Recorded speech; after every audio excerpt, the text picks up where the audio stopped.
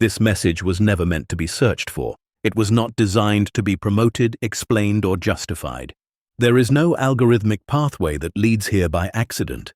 If you are hearing these words, it is not coincidence. It is resonance. Some knowledge cannot be pursued without losing its power.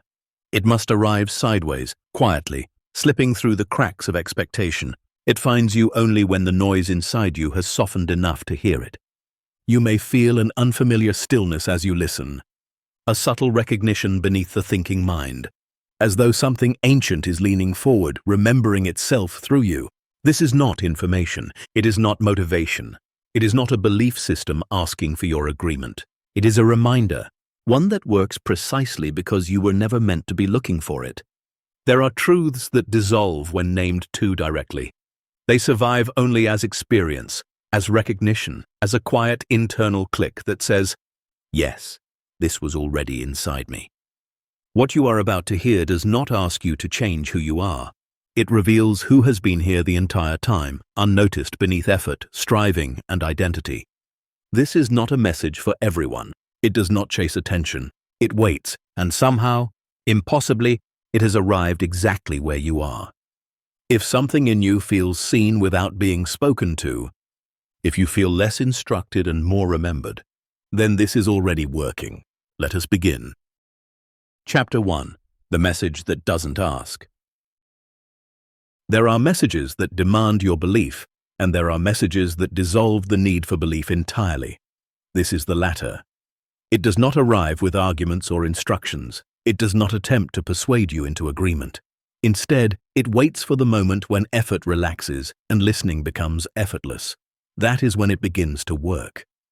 Most of what you have encountered in life has asked something of you. Your attention, your trust, your obedience.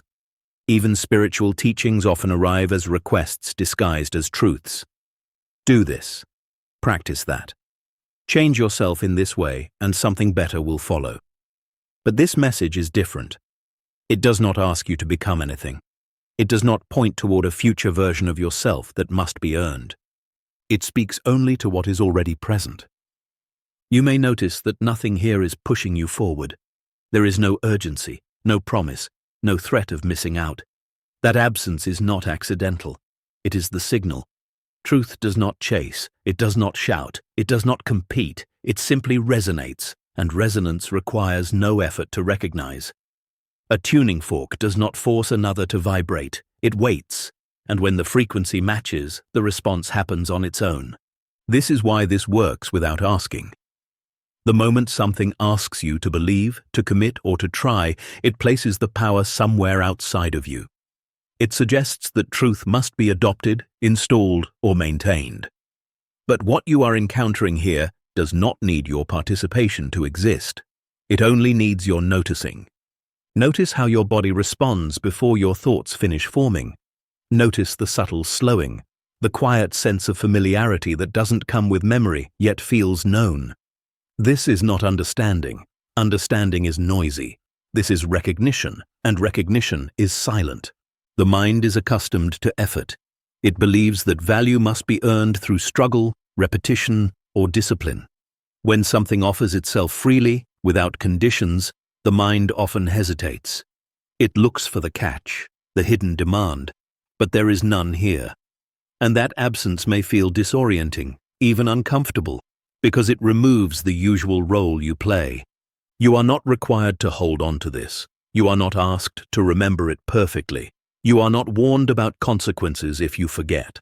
The message does not weaken if ignored, nor strengthen if embraced. It remains intact, indifferent to your reaction, because it is not transactional. It is descriptive. It describes what has always been happening beneath effort. Consider how gravity does not ask you to believe in it before it works. It does not improve its function when acknowledged. It does not disappear when denied. It simply is. The same principle applies here. What you are encountering operates whether or not you name it, pursue it, or attempt to apply it. In fact, the more you attempt to apply it, the more you move away from its nature. This is why the message doesn't ask. Asking implies lack. It implies something must be added, but nothing is missing. What obscures clarity is not absence, but interference, noise, Identity, the constant activity of becoming. When those settle even briefly, what remains does not need explanation.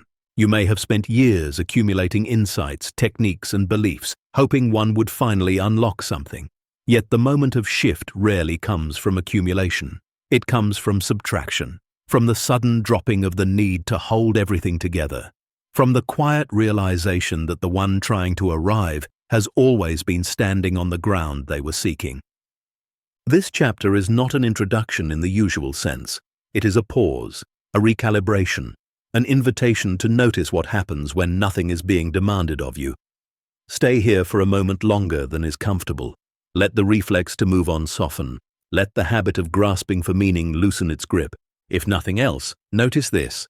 Nothing has been added to you since you began listening. And yet something feels different. That difference is not caused by these words. It is revealed by the absence of effort they require. And that is how you know this message is not asking. It is simply here. Chapter 2. Why Seeking Breaks the Signal.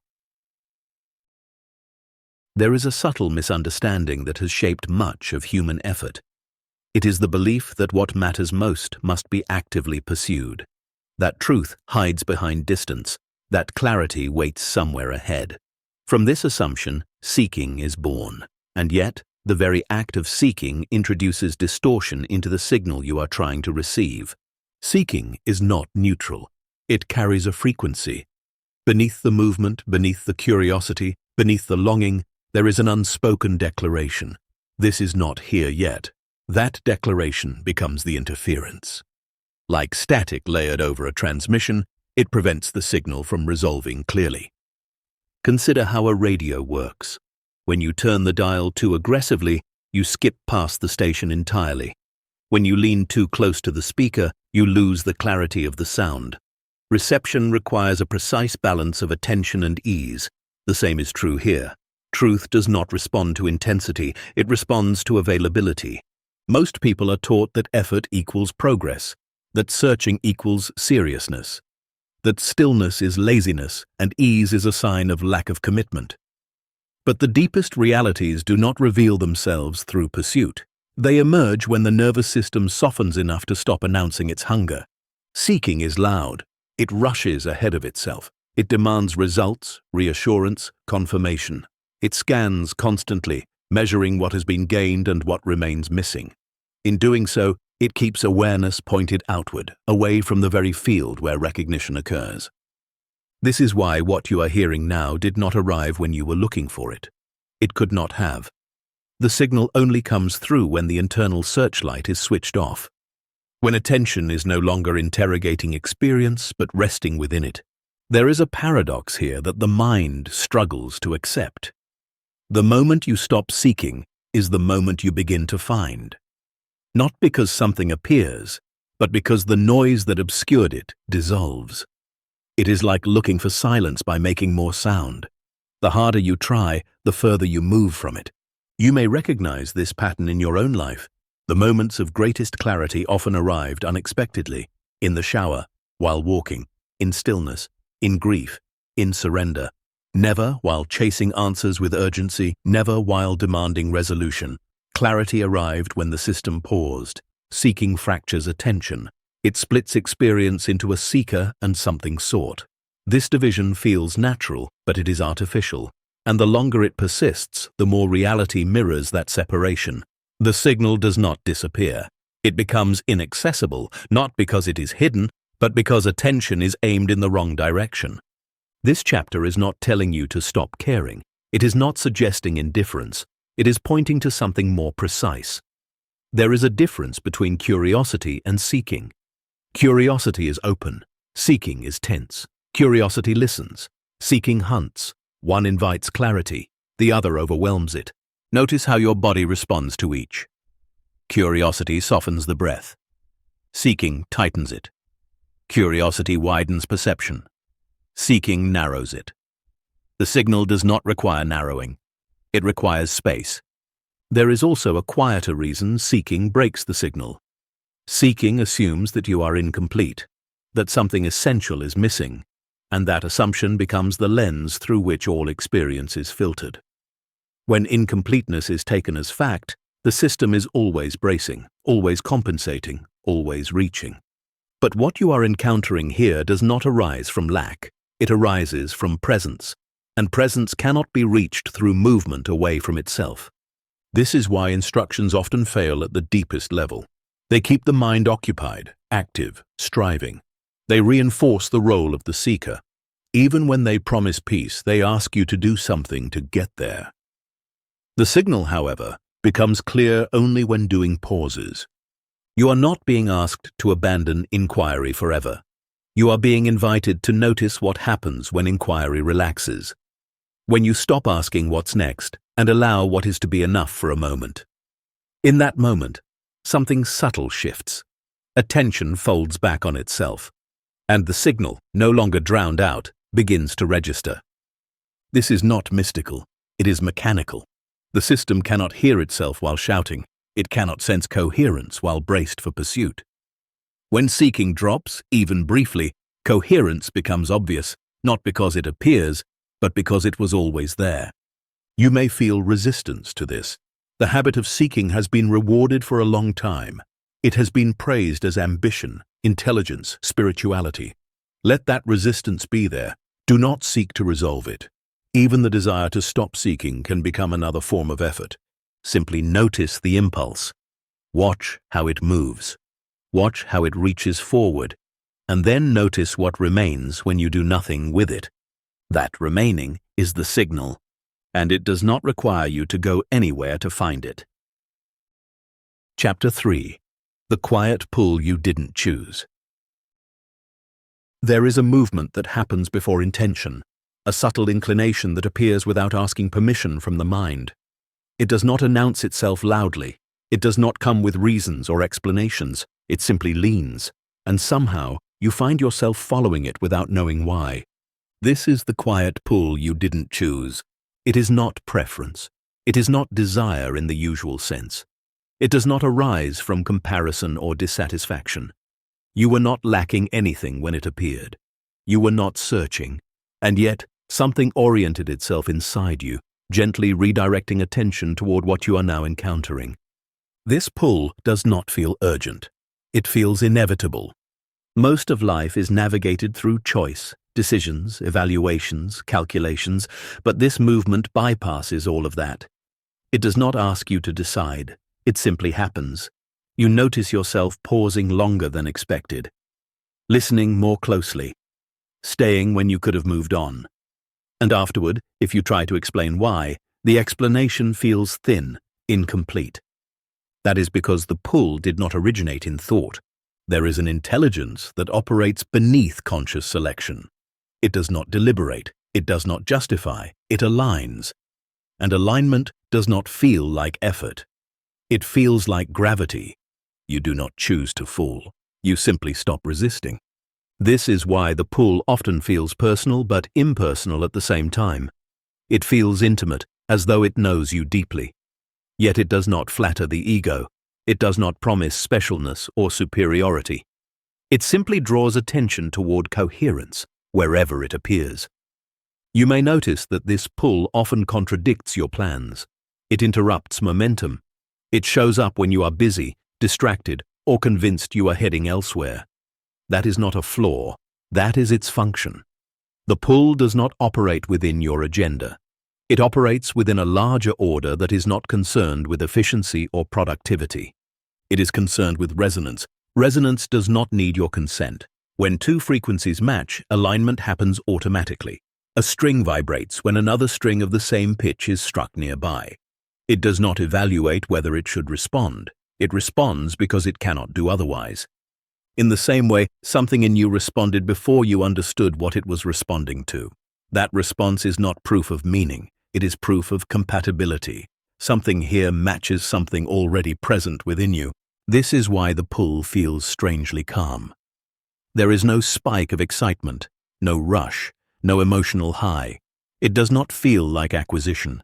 It feels like settling, like something finding its proper place. The mind often becomes suspicious of this. It expects significance to be dramatic. It expects importance to arrive with intensity. But the most consequential movements in consciousness rarely announce themselves that way. They arrive quietly, precisely because they do not need to compete with noise. You were not persuaded to be here. You were not convinced. You were not sold. Something simply recognized itself. This recognition does not make you special. It makes you ordinary in the deepest sense. It reveals that what you are encountering is not an addition to your life, but a reflection of what has always been quietly operative beneath it. The pull does not demand loyalty. It does not punish you for leaving. You could stop listening now, and nothing essential would be lost. That is another clue. What relies on pressure is not stable. What is real does not need to be defended, and yet here you remain. Not because you must, because something feels aligned enough to continue. This is how orientation happens before belief, before understanding, before narrative. It is not a command, it is a subtle reorganization of attention. And attention, once reorganized, begins to reveal different aspects of reality without effort. You may notice that you are not trying to extract anything from these words. You are not scanning for takeaways. You are not asking how to use this. That is the pull at work. It suspends the habit of extraction and replaces it with simple presence. Presence is not passive, it is receptive. And receptivity is not weakness, it is precision. The quiet pull does not lead you somewhere new. It leads you deeper into what is already here. It draws attention inward, not toward thought, but toward the space in which thought appears. And that space feels unmistakably familiar, even if you have never named it. This is why the pull feels older than memory. It does not feel learned. It feels remembered without recalling, as if something has been waiting patiently, not for you to improve, but for you to pause long enough to notice. You did not choose this pull, and that is precisely why it works, because what chooses you does not require your effort to remain. Chapter 4. When something feels familiar before it makes sense. There is a particular kind of recognition that arrives without explanation. It does not come with images, memories, or logical connections. It does not unfold step by step. It appears whole, already complete, before the mind has time to ask questions. And the mind, arriving late, struggles to understand why something feels known when it cannot trace where the knowing came from. This is familiarity without reference. You may have noticed it already. A quiet sense of yes that did not come from agreement. A subtle internal settling that did not require persuasion. It is not excitement. It is not relief. It is closer to recognition, though even that word points too strongly toward cognition. This familiarity does not live in thought. The mind is trained to recognize through comparison. It looks for patterns, similarities, prior encounters. It says, this reminds me of something, but what you are encountering now does not remind you of anything specific. It does not link backward. It feels prior to memory itself, as though the recognition happened before the story of your life began. That is because some knowing does not come from experience. It comes from structure. Just as the body knows how to breathe without instruction, awareness knows itself without explanation.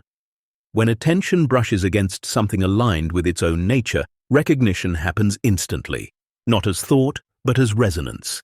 The system relaxes because it no longer has to maintain a contradiction. This is why familiarity often precedes understanding. Understanding is slow, it dissects, it labels, it places things into context. Familiarity is immediate, it does not analyze, it simply knows where it stands. You may feel tempted to explain this feeling away, to categorize it as suggestion, imagination, or coincidence. That impulse is natural. The mind seeks stability through explanation, but notice how every explanation feels insufficient, too small, too shallow, as if it is circling something it cannot quite touch. That is because this familiarity is not an object to be understood. It is a state being recognized. There is a reason this kind of knowing feels calm. It does not activate striving. It does not stimulate desire. It does not push you to capture or preserve it. It has no urgency. Urgency arises when something is threatened or incomplete. This is neither. Instead, the familiarity feels like arriving at a room you did not know you had left. The mind may ask, why does this feel true? But that question assumes truth must justify itself. Some truths do not argue, they do not convince, they do not defend, they simply align. And alignment feels unmistakable, even when it cannot be articulated. This is why words often fail at this stage. Language belongs to the mind. But what is being recognized here lives prior to language. Words can gesture toward it, but they cannot contain it. They can point, but they cannot replace the seeing. You may notice moments of stillness emerging naturally as you listen, brief pauses where thought slows or stops entirely. These moments are not caused by the words, they are revealed by the space the words leave behind. Familiarity does not require constant stimulation. It rests comfortably in silence. The mind, unused to this, may attempt to reassert itself. It may try to grasp the experience, to define it, to secure it. But familiarity cannot be secured. It is not an event. It is a recognition of what has always been present, unnoticed because it was too close. Like trying to see your own eyes without a mirror, awareness rarely turns toward itself. It is busy attending to objects, experiences, problems, goals. When attention finally rests back into its source, the recognition feels immediate, intimate, and strangely obvious. Of course, something in you says quietly, "This has always been here." That recognition does not come with triumph. It does not make you feel enlightened or superior. If anything, it dissolves those concerns. It feels ordinary in the deepest sense, so ordinary that it was overlooked. This is why familiarity does not shout, it whispers, it does not announce discovery, it reveals presence, and presence does not need to prove itself. You are not meant to hold on to this feeling. The attempt to hold would turn recognition into effort. Instead, allow it to come and go. Notice how it does not disappear when attention shifts. It simply recedes into the background, waiting without impatience. Because what is familiar in this way does not leave. It does not depend on your attention to exist. It only requires attention to be noticed. Understanding may arrive later, or it may not. It does not matter. Understanding is optional. Recognition is not. The shift happens the moment awareness sees itself reflected, even briefly. When something feels familiar before it makes sense, it is not because you have encountered it before. It is because you have never been separate from it. Chapter 5. The Intelligence Beneath Curiosity. Before a question forms, something already knows where to look. This knowing does not announce itself. It does not arrive as thought or language. It moves quietly, beneath curiosity, beneath interest, beneath intention. And yet it is precise, more precise than logic, more accurate than preference. This is the intelligence beneath curiosity. Curiosity feels active. It reaches outward. It asks. It investigates. But if you look closely, you will notice that curiosity itself is not the origin. It is a surface expression of something deeper already at work. You do not decide what you are curious about. Curiosity arises. Attention tilts. Interest ignites. And only afterward does the mind claim ownership, saying, "I want to know this." But that is not how it begins. Long before the mind names a question, awareness has already oriented itself. It has already selected, already filtered, already responded. The body leans in before the thought appears. The eyes linger before the reason forms. The listening deepens before meaning is assigned. This intelligence does not operate through effort. It does not weigh options. It does not compare outcomes. It simply aligns with what matches its current state. And alignment is not something you do. It is something that happens when resistance is low enough to allow it. This is why you cannot force genuine curiosity. You can simulate interest. You can pretend engagement. But true curiosity has a distinct quality. It feels effortless, absorbing, timeless. You lose track of yourself while it is happening. That loss is not accidental. It is the clue. When curiosity is real, the sense of a separate observer softens. Attention merges with what it is attending to. The boundaries blur, and in that blurring, something ancient activates, a mode of knowing that predates identity. The intelligence beneath curiosity is not personal. It does not belong to you as an individual. It belongs to awareness itself. Awareness is curious about its own expressions. It explores itself through form, through experience, through perception, and sometimes, very rarely, it turns back toward itself. That turning does not feel dramatic. It feels subtle, almost ordinary. You do not hear a voice saying, "Pay attention," you simply do. Something holds your gaze without effort. Something feels quietly compelling without urgency. That is the intelligence moving. This is why what truly matters cannot be marketed, it cannot be optimized, it cannot be chased. The intelligence beneath curiosity does not respond to manipulation. It responds to coherence. When coherence is present, attention naturally follows. You may notice that your interest here does not feel restless. It does not demand immediate answers. It does not rush ahead. It feels steady, calm, almost still. That stillness is not boredom. It is alignment without friction. The mind often misunderstands this. It expects engagement to feel stimulating, exciting, rewarding. But the intelligence beneath curiosity does not stimulate. It stabilizes. It draws attention toward equilibrium, not novelty.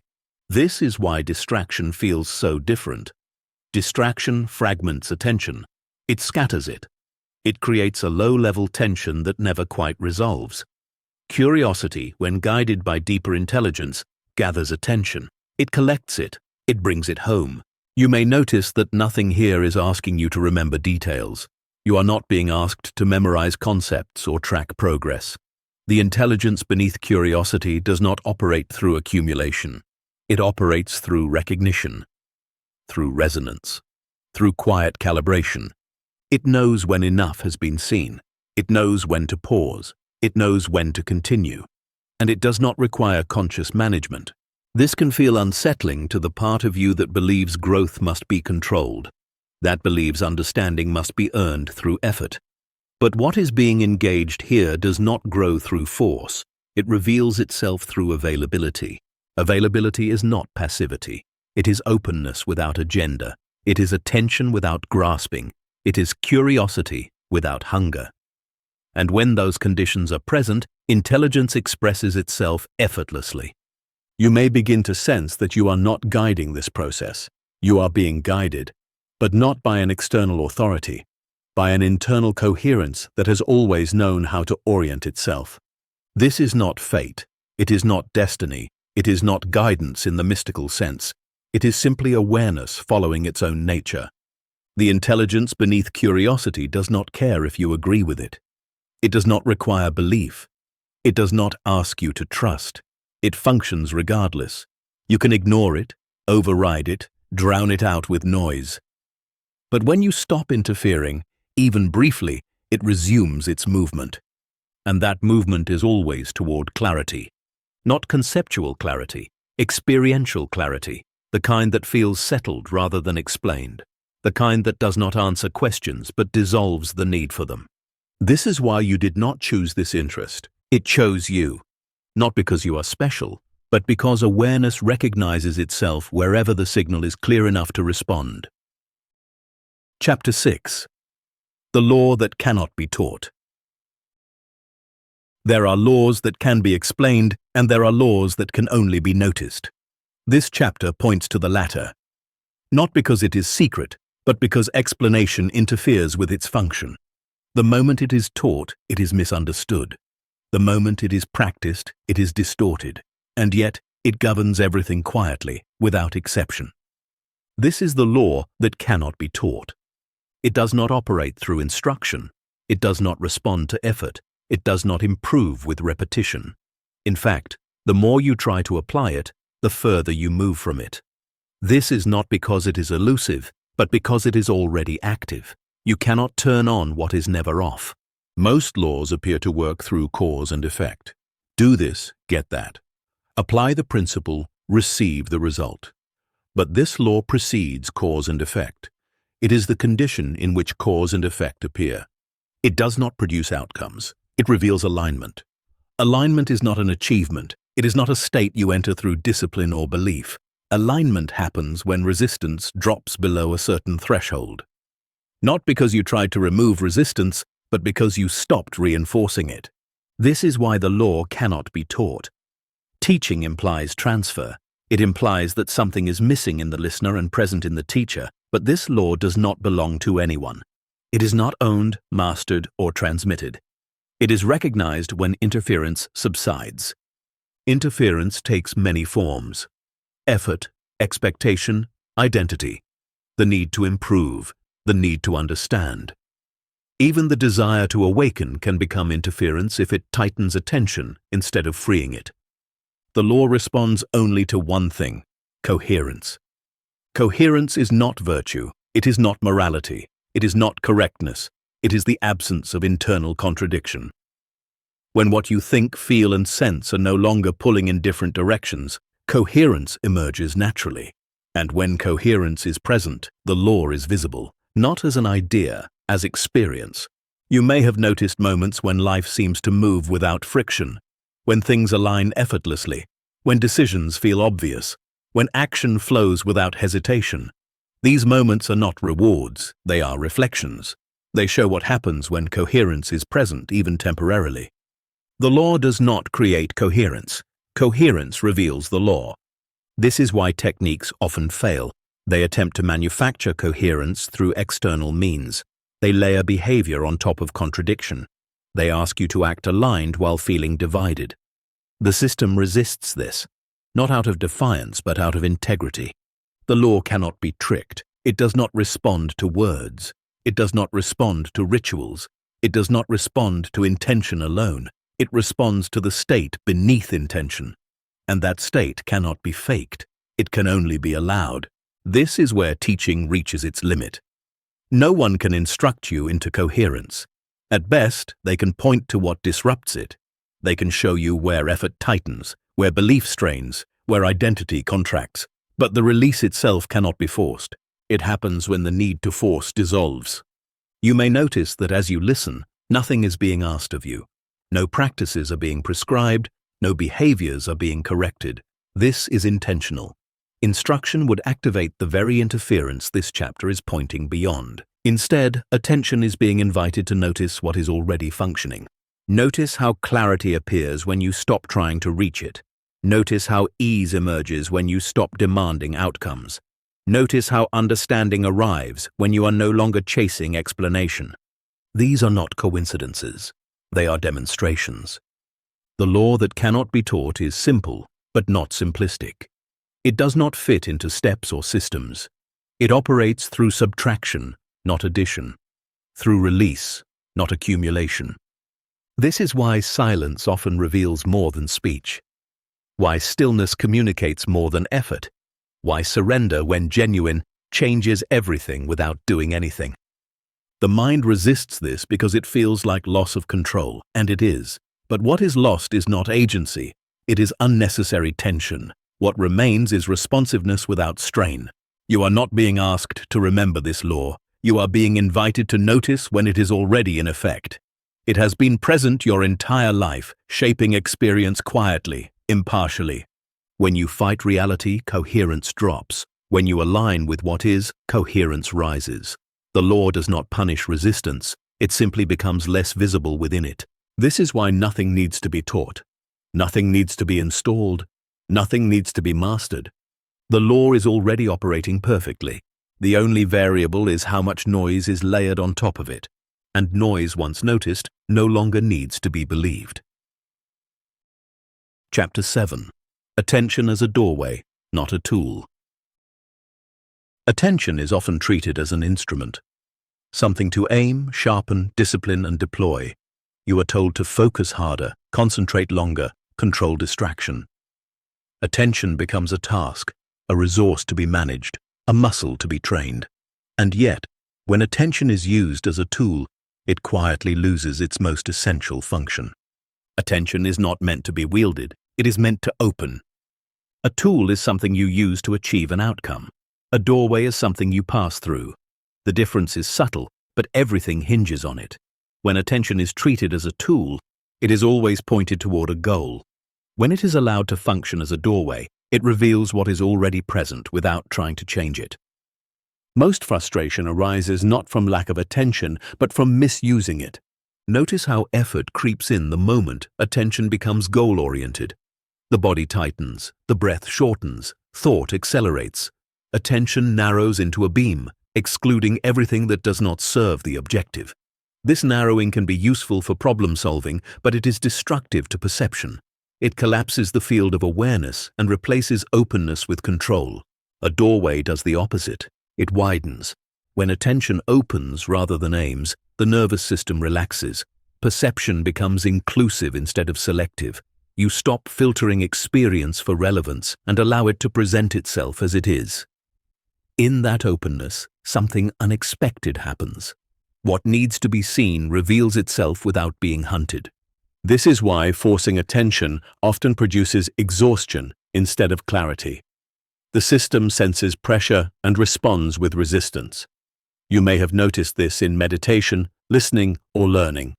The harder you try to focus, the more the mind rebels. Thoughts multiply. Restlessness increases. Not because you are failing, but because attention is being constrained instead of allowed. Attention does not like being commanded, it likes being invited. Invitation feels different in the body. There is curiosity without urgency, interest without demand, awareness without a plan. In this state, attention naturally settles where it is most coherent to settle. You do not need to direct it. It knows where to go. This is not mystical. It is functional. Consider how your attention behaves when something truly matters to you. You do not strain to focus. You forget yourself. Time dissolves. Attention rests effortlessly because it is not being forced into alignment. It has found alignment on its own. That effortless quality is the signature. When attention is used as a tool, it divides experience into subject and object. I am paying attention to this. When attention functions as a doorway, that division softens. There is simply attending. Listening happens without a listener. Seeing happens without a seer. The sense of separation thins, and with it, a great deal of unnecessary tension dissolves. This is why insight often arrives when you are not trying to have one.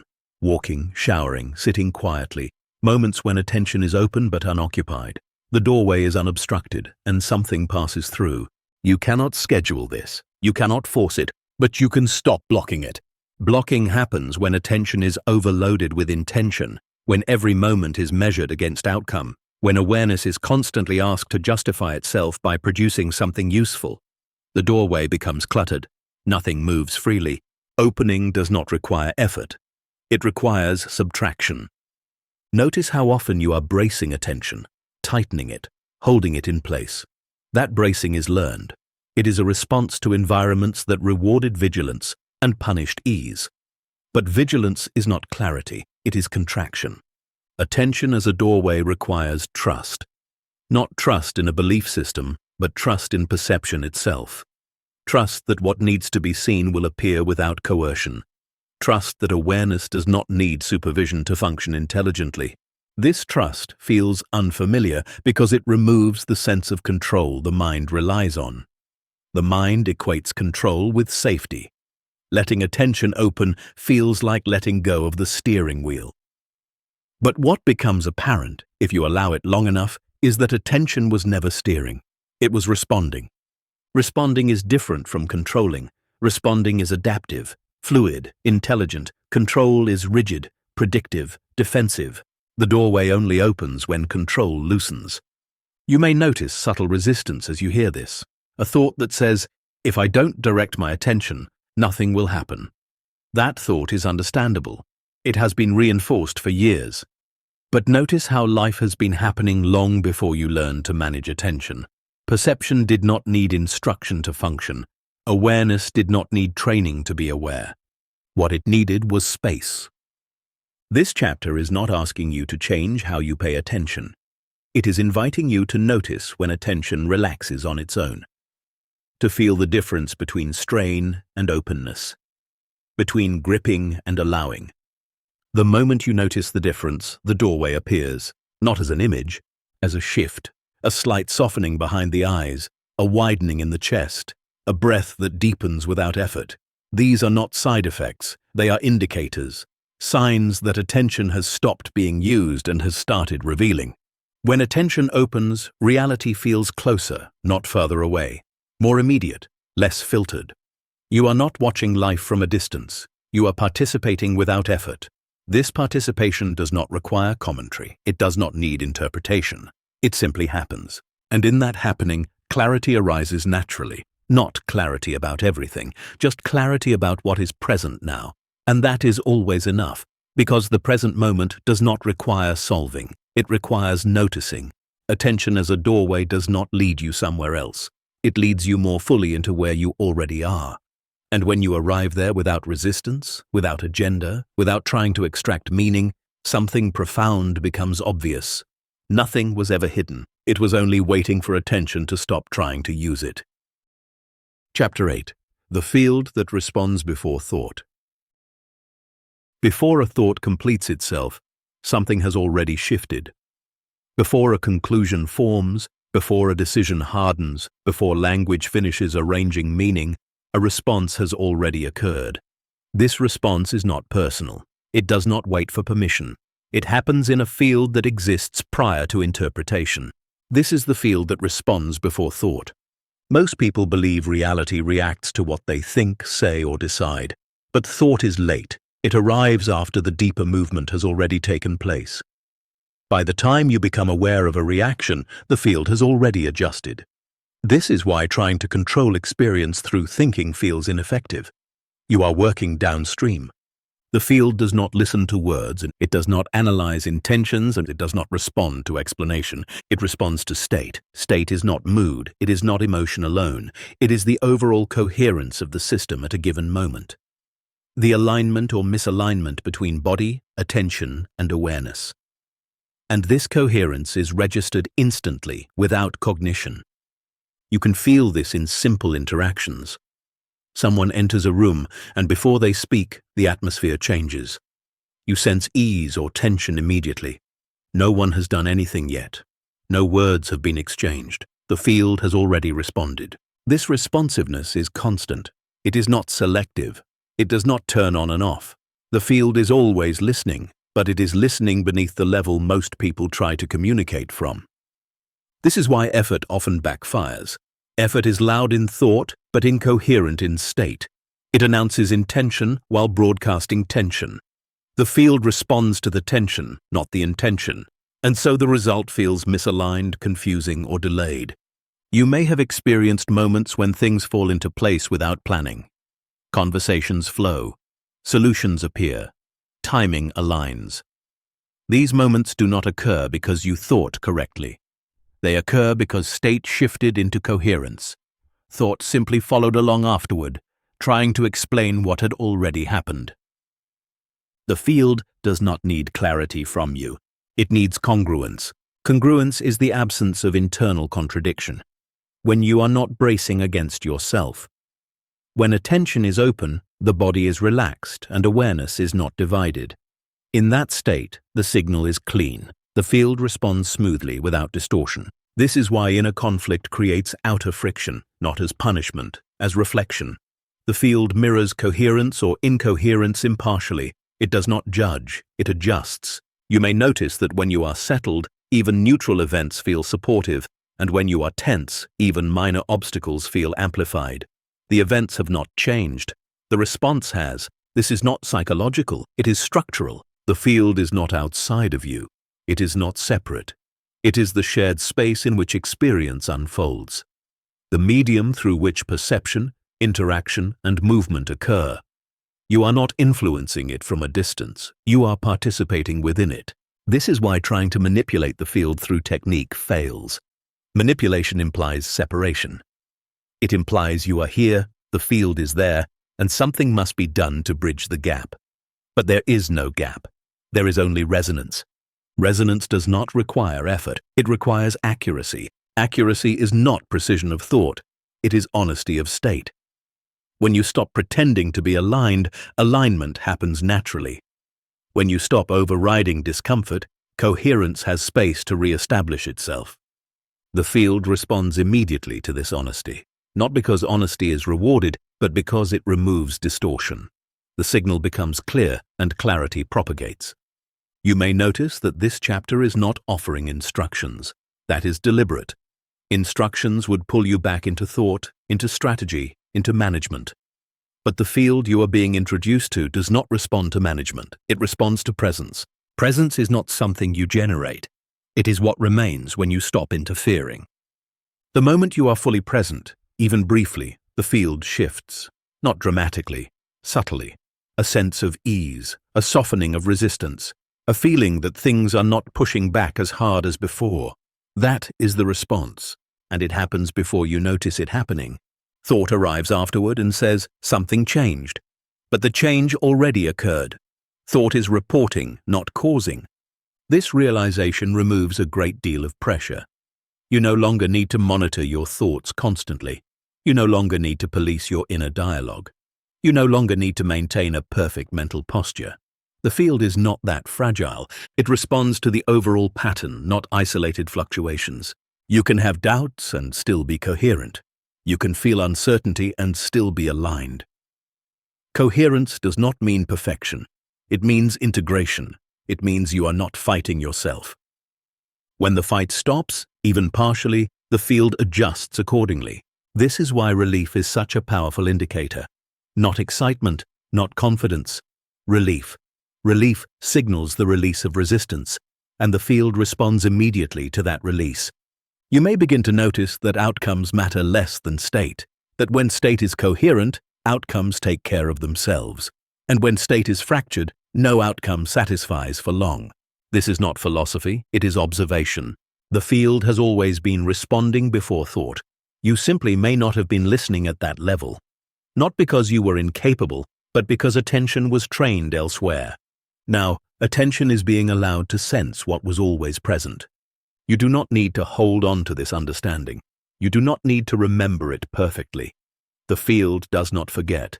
It does not need reminders. It responds whenever coherence returns, even for a moment. And those moments add up. Not because you are accumulating progress, but because you are removing interference. The field that responds before thought has never been waiting for your ideas. It has been responding to your state all along. Chapter 9. Why Force Creates Delay. Force is often mistaken for power. It feels active, decisive, productive. When something is not moving, force seems like the logical response. Push harder, try again, apply more pressure, and for a time this can create motion. But motion is not the same as progress. And force, though it appears effective, quietly introduces delay. Delay does not mean time passing slowly. Delay means misalignment. When force enters a system, it does not add clarity. It adds tension. And tension distorts responsiveness. The system tightens, attention narrows, perception contracts. The field, which responds to state rather than intention, registers this contraction immediately. It does not resist you. It reorganizes around the tension you are broadcasting. This is why forcing an outcome often produces partial results. Things move, but not smoothly. Progress appears, but it is brittle. Gains require maintenance. Effort must be sustained. And the moment pressure relaxes, momentum collapses. Force creates dependency. You may recognize this pattern in your own experience. The projects that required constant vigilance, the relationships that only functioned with effort, the goals that demanded relentless discipline just to remain intact. These are not signs of commitment. They are signs of misalignment. Alignment does not need force to continue. Force always carries an unspoken message. This is not happening naturally. And that message is received by the system. The field adjusts to compensate, but compensation is inefficient. It consumes energy. It introduces lag. This lag is what feels like delay. The delay is not punishment, it is feedback. It shows you that the method is incompatible with the movement you want. Like trying to steer a river by pushing water upstream, force exhausts without redirecting flow. The irony is that force often feels necessary when you care deeply.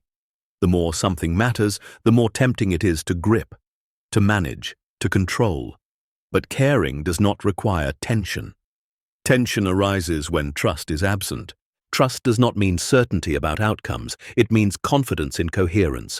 confidence that when alignment is present, movement will occur without strain. Force is born from the belief that without effort, nothing will happen. This belief is deeply ingrained. It is reinforced by systems that reward visible exertion and dismiss invisible alignment.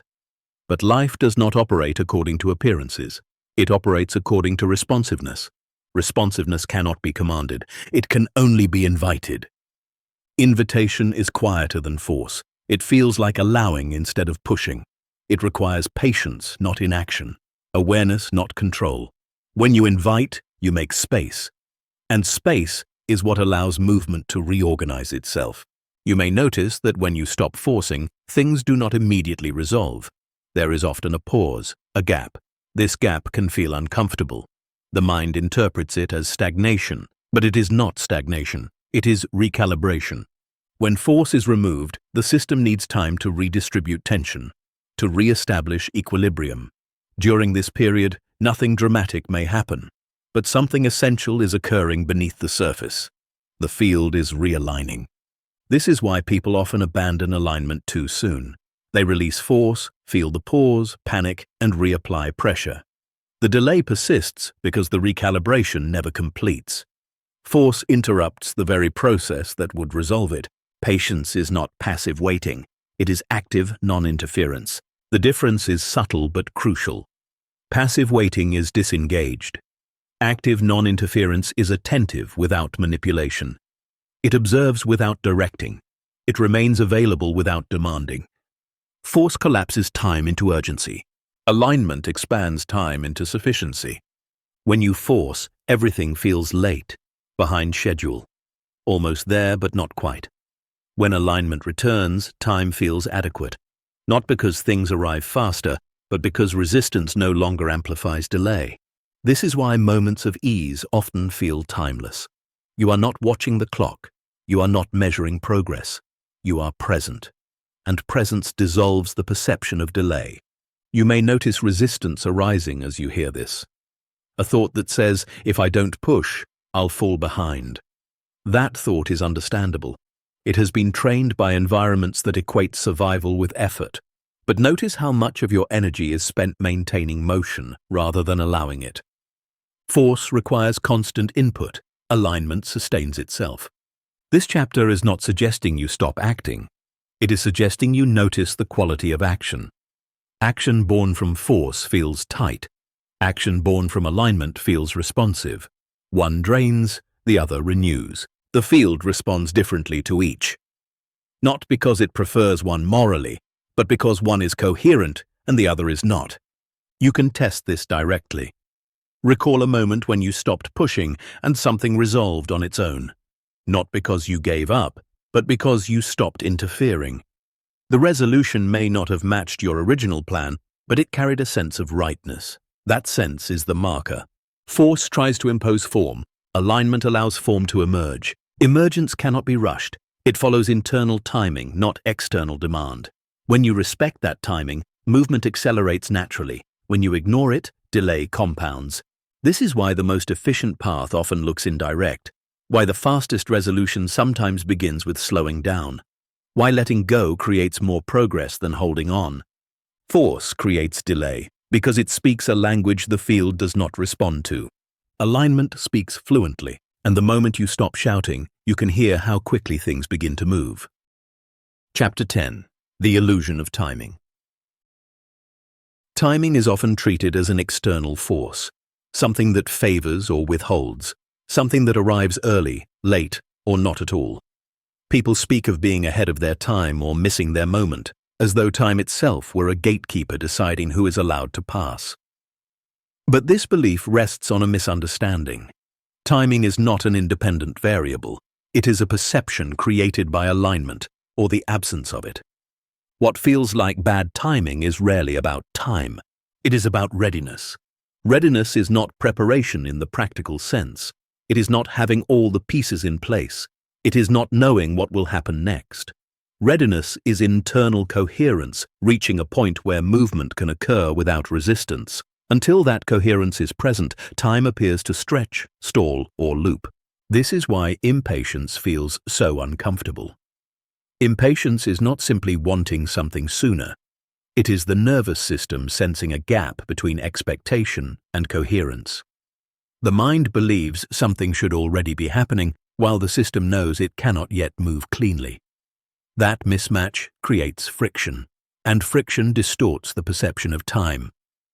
You may have noticed how time behaves differently depending on your state. When you are aligned, hours pass unnoticed. When you are resistant, minutes feel heavy. The clock does not change. Your relationship to it does. This is the illusion of timing. Nothing is late. Nothing is early. Events do not miss their moment. They arrive at the only point they can arrive, when the internal conditions allow them to land without distortion. Before that, arrival would not be a gift, it would be a burden. This is difficult for the mind to accept, because the mind tracks progress linearly. It expects cause and effect to unfold on a schedule. But alignment does not operate on schedules. It operates on thresholds. A threshold is crossed when coherence reaches a certain density, not when effort peaks, not when desire intensifies, when resistance drops enough to allow movement to complete itself. This is why forcing timing never works. You can accelerate activity, but you cannot accelerate coherence. You can increase pressure, but pressure delays threshold crossing. It adds tension instead of removing it. Think of water heating on a stove. You can turn up the flame, but the water will not boil until it reaches the required temperature. Pacing in front of the pot does not help. Staring at the bubbles does not help. The transition happens only when the condition is met. The same is true here. What you call waiting is often integration happening below the surface. Pieces reorganizing, assumptions dissolving, identity loosening. These processes are invisible, but they are not idle. They are essential. Without them, what arrives would not stay. This is why things that arrive too soon often unravel. Relationships that collapse quickly. Opportunities that overwhelm. Success that creates anxiety instead of ease. The system was not ready to receive what appeared, and so the appearance felt destabilizing. Timing protected you in those moments, even if it did not feel like it. The mind tends to romanticize speed. Faster feels better. Quicker feels more efficient. But speed without coherence creates fragmentation. Parts of you rush ahead while other parts lag behind. That internal split creates instability, and instability always seeks resolution. Delay, in this sense, is not absence. It is buffering. You may notice resistance to this idea. A thought that says, "I've waited long enough." That thought is understandable. It often arises when fatigue sets in. But fatigue is not a measure of readiness. It is a sign that force has been applied too long. Readiness feels different. It feels quiet, grounded, undramatic. There is no sense of anticipation, only availability. When readiness is present, action feels obvious rather than urgent. Movement begins without debate. This is why the right moment often surprises you. It does not announce itself. It simply happens. One step leads to another. The system moves without hesitation, and afterward, the mind looks back and says, "That was the time." Not because you recognized it in advance, but because coherence had already been achieved. This realization reframes the entire idea of missing out. You cannot miss what requires a state you have not yet embodied. And once that state is embodied, arrival is immediate. There is no gap. Time collapses when alignment completes. This is why chasing the right moment keeps it distant. Chasing reinforces the belief that something is missing now. That belief broadcasts incoherence. The field responds accordingly, stretching the perception of delay. Letting go of timing does not mean abandoning intention. It means releasing the demand that intention conform to a schedule. It means trusting that readiness will express itself when it is complete. Trust here is not passive. It is attentive without interference. You remain engaged, responsive, open. You simply stop measuring progress by the clock. When you do this, something shifts. The urgency fades, the sense of pressure eases, and in that easing, coherence increases. The threshold approaches naturally. This is not mystical timing, it is mechanical. The illusion dissolves when you stop asking when and start noticing how. How does your body feel? How does attention move? how much resistance is present.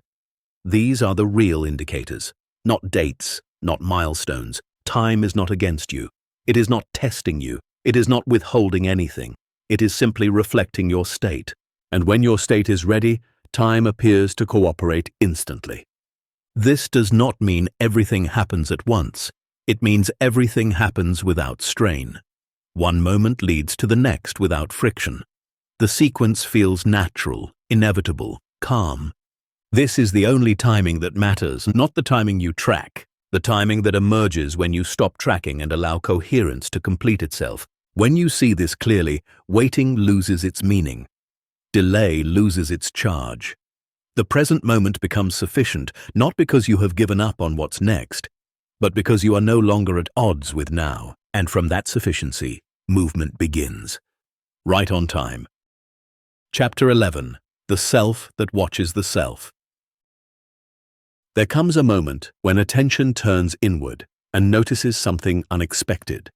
Not a thought, not an emotion, not a memory or a sensation, but the one that is noticing.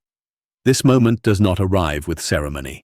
It slips in quietly, often unnoticed, because it does not announce itself as an object. It is the self that watches the self.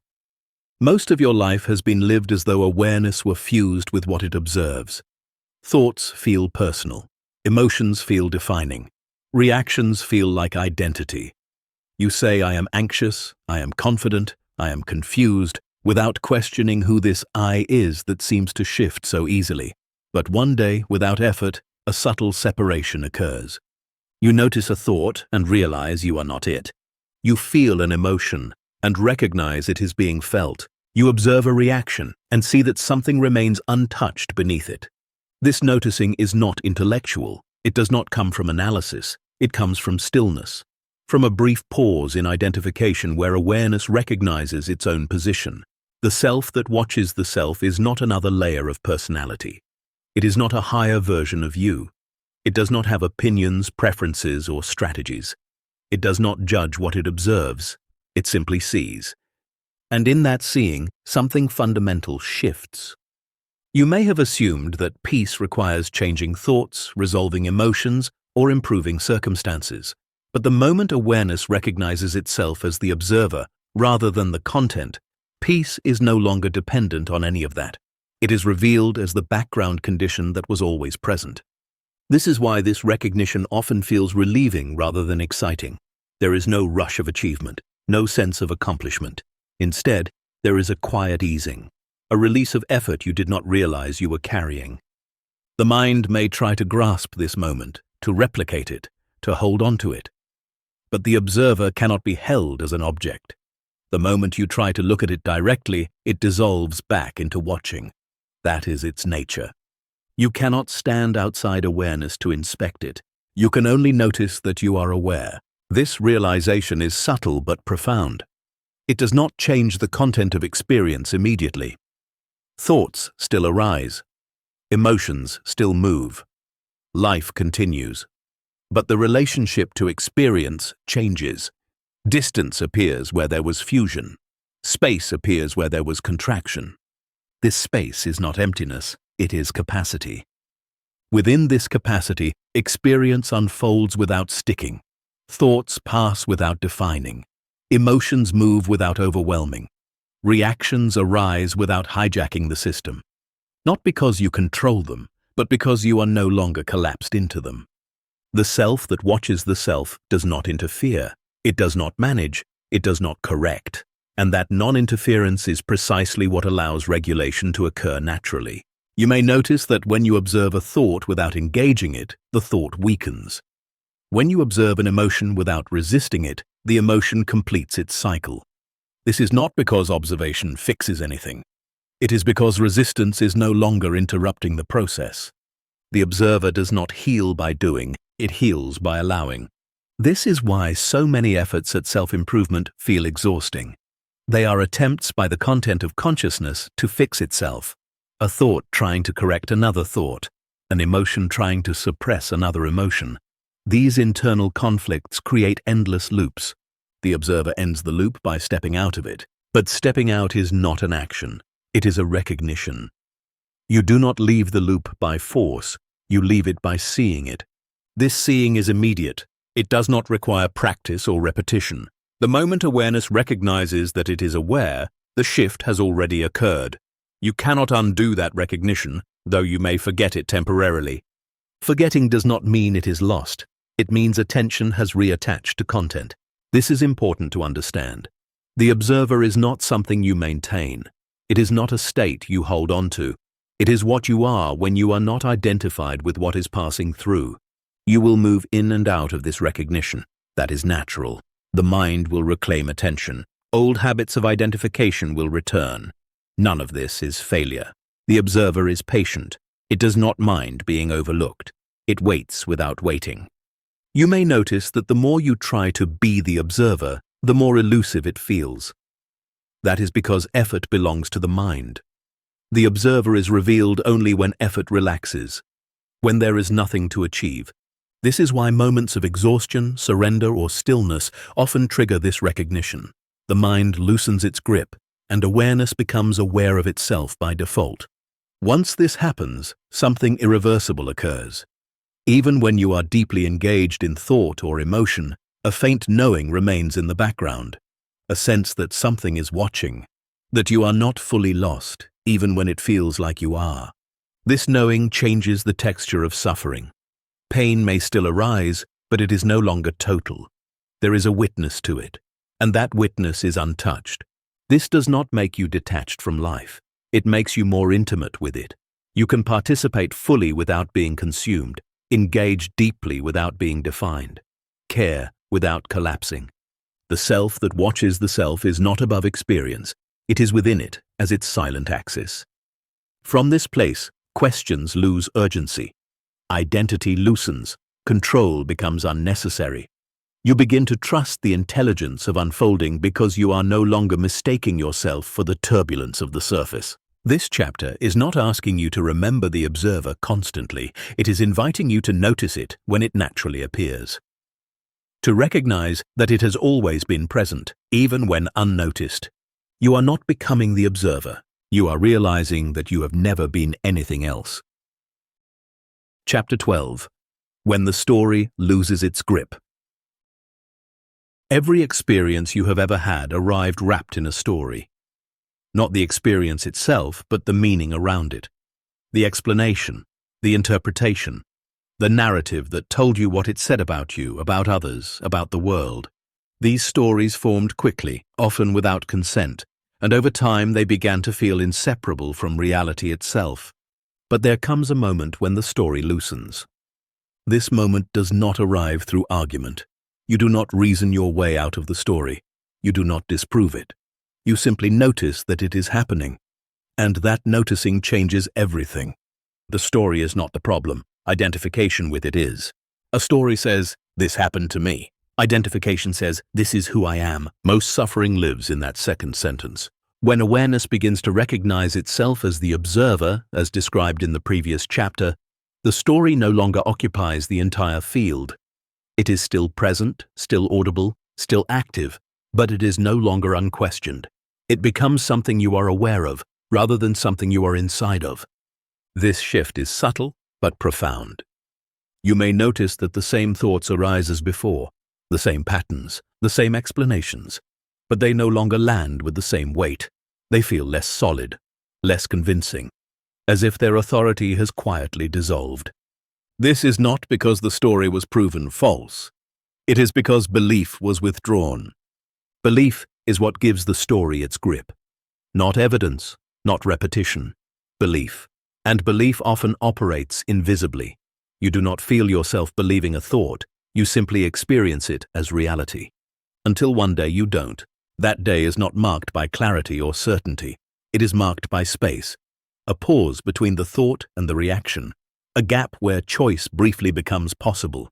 Not the choice to change the story, but the choice to not follow it automatically.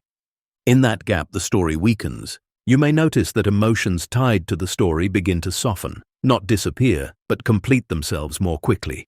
Fear moves through without spiraling. Sadness arises without collapsing you. Anger flares without taking over. This is not emotional suppression. It is emotional completion. Stories keep emotions unfinished. They replay them, reinforce them, justify them. When the story loses its grip, emotions are allowed to do what they are meant to do: move, signal, and pass. The mind often resists this at first. Stories provide continuity, identity, a sense of control.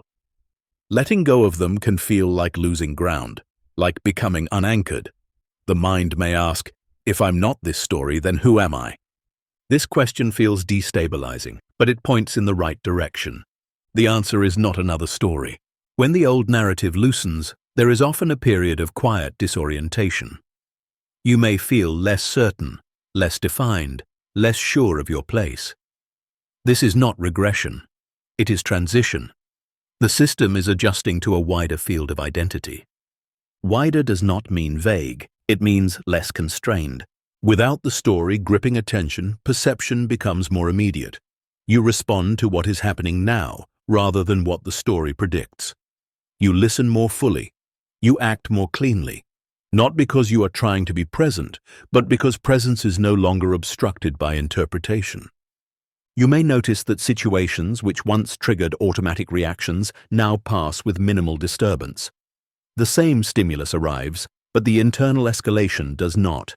This can feel surprising, even suspicious. The mind may look for the missing reaction, as if something has gone wrong. Nothing has gone wrong. The story simply did not engage. This does not mean you become indifferent.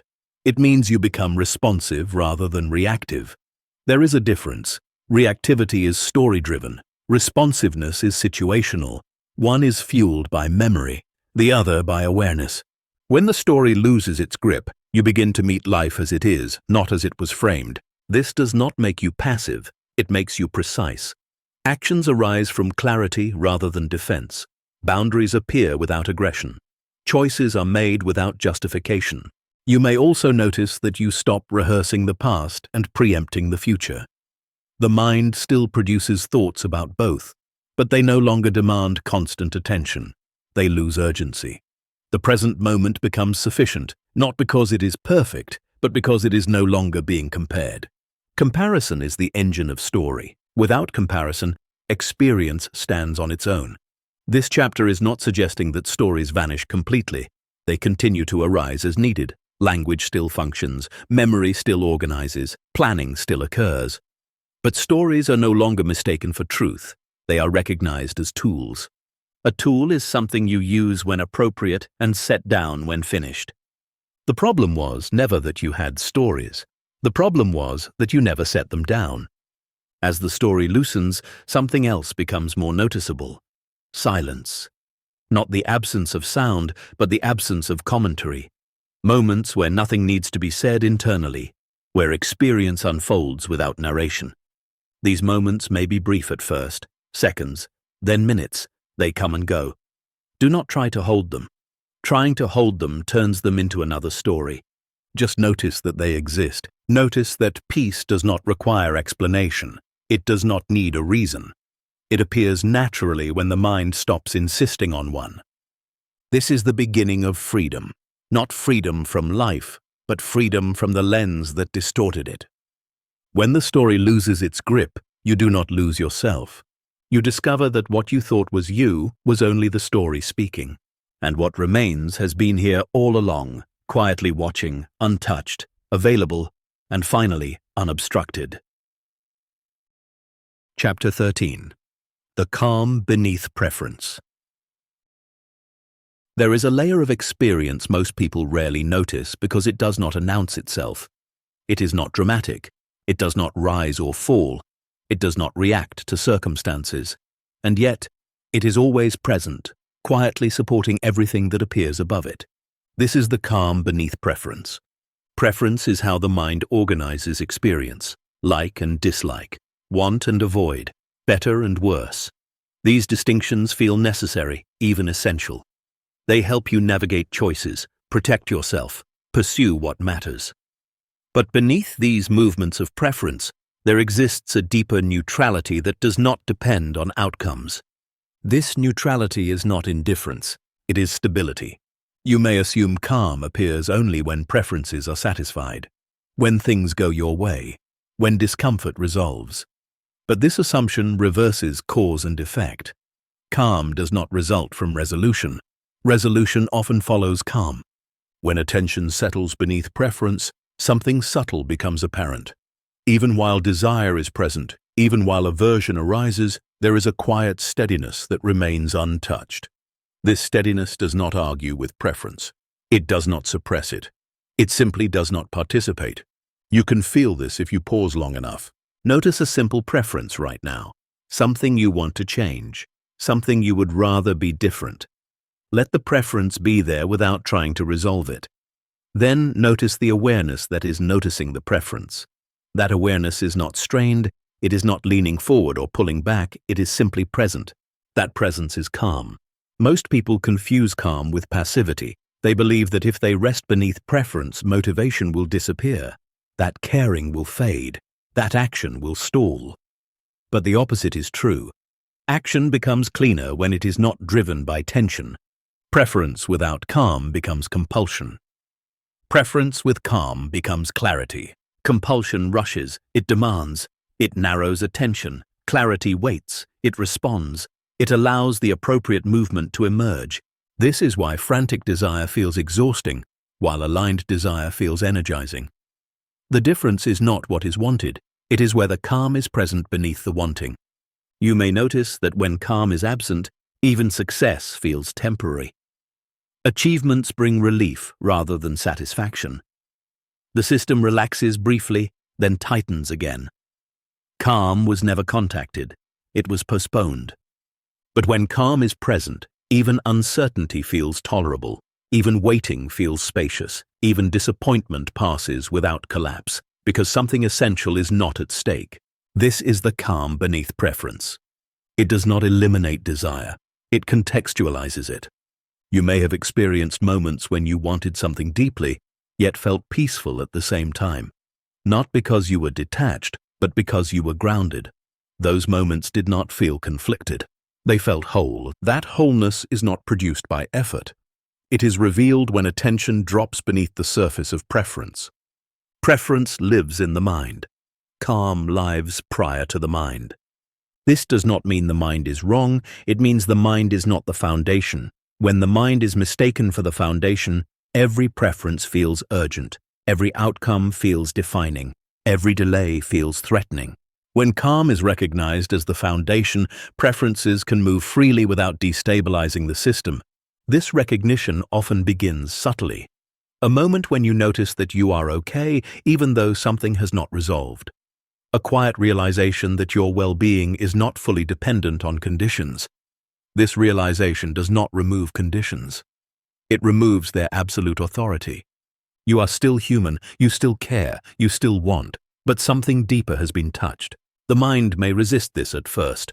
It may worry that calm will make you complacent, that without tension you will lose your edge. But tension is not the source of intelligence. It is the residue of fear. Intelligence operates best in calm.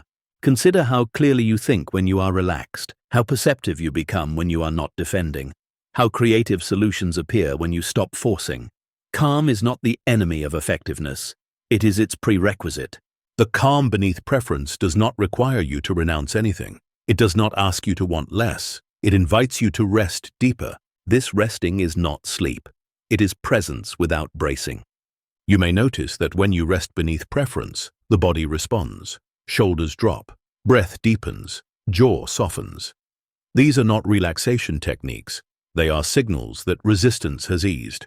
Resistance is what keeps preference on the surface. When resistance drops, preference sinks back into proportion. Nothing is lost in this process. In fact, something is gained, perspective. From this perspective, you can see preferences without being driven by them. You can honor them without obeying them blindly. You can pursue what matters without making it a condition for peace. This is a profound shift. It does not happen all at once. You will move in and out of this recognition. Sometimes preference will dominate. Sometimes calm will be obvious. There is no need to manage this. Awareness will continue to notice when calm is present, and noticing reinforces recognition naturally. You do not need to protect calm. It is not fragile. It has survived every storm you have ever been through. It was present in moments of joy and moments of pain, even when you did not notice it. Now, attention is learning to rest there more often. This resting changes how life feels, not by removing challenges, but by changing how they are held. The same events occur, but they do not echo endlessly. They pass through. When you know the calm beneath preference, you stop bargaining with life. You stop waiting for permission to be at ease.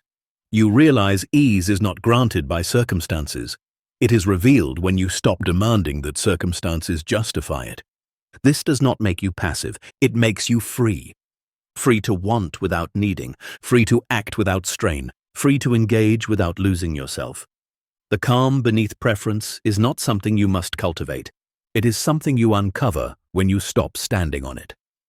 And once uncovered, it becomes quietly obvious that it was always carrying you, long before you knew to look.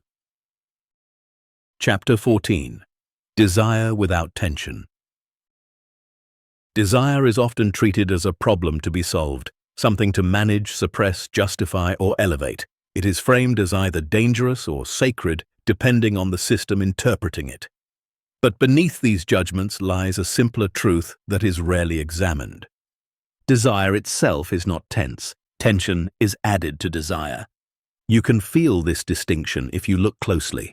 There are moments when desire feels light, expansive, even joyful. It energizes without agitating. It moves without demanding. And there are moments when desire feels tight, urgent, almost painful. It contracts attention. It narrows perception. It insists. These are not two different desires. They are the same movement experienced through different relationships. Desire without tension feels natural. Desire with tension feels compulsory. The difference is not what you want. It is whether wanting has been turned into a requirement for peace. When desire is allowed to exist without being charged with expectation, it becomes a signal rather than a command. It points, it suggests, it invites movement, but it does not threaten you with incompleteness if it is unmet. This is an unfamiliar way of relating to desire for many people. You may have been taught, implicitly or explicitly, that desire means lack. That wanting implies deficiency, that if you truly understood or evolved, desire would dissolve. But notice how desire arises even in moments of contentment. Even when nothing is wrong, even when life feels sufficient, impulses still appear. Curiosity, creativity, movement, expansion. Desire is not always about filling a hole. Often, it is about expression. Expression does not require tension. Tension enters when desire is used to negotiate identity, when what you want becomes evidence of who you are or who you are not, when desire is tasked with proving worth, safety, or belonging. At that point, desire stops being a movement and becomes a burden. You can sense this in the body. Tense desire feels compressed. It pulls attention forward. It creates impatience. Relaxed desire feels open. It allows attention to remain present even as movement unfolds. One feels like chasing.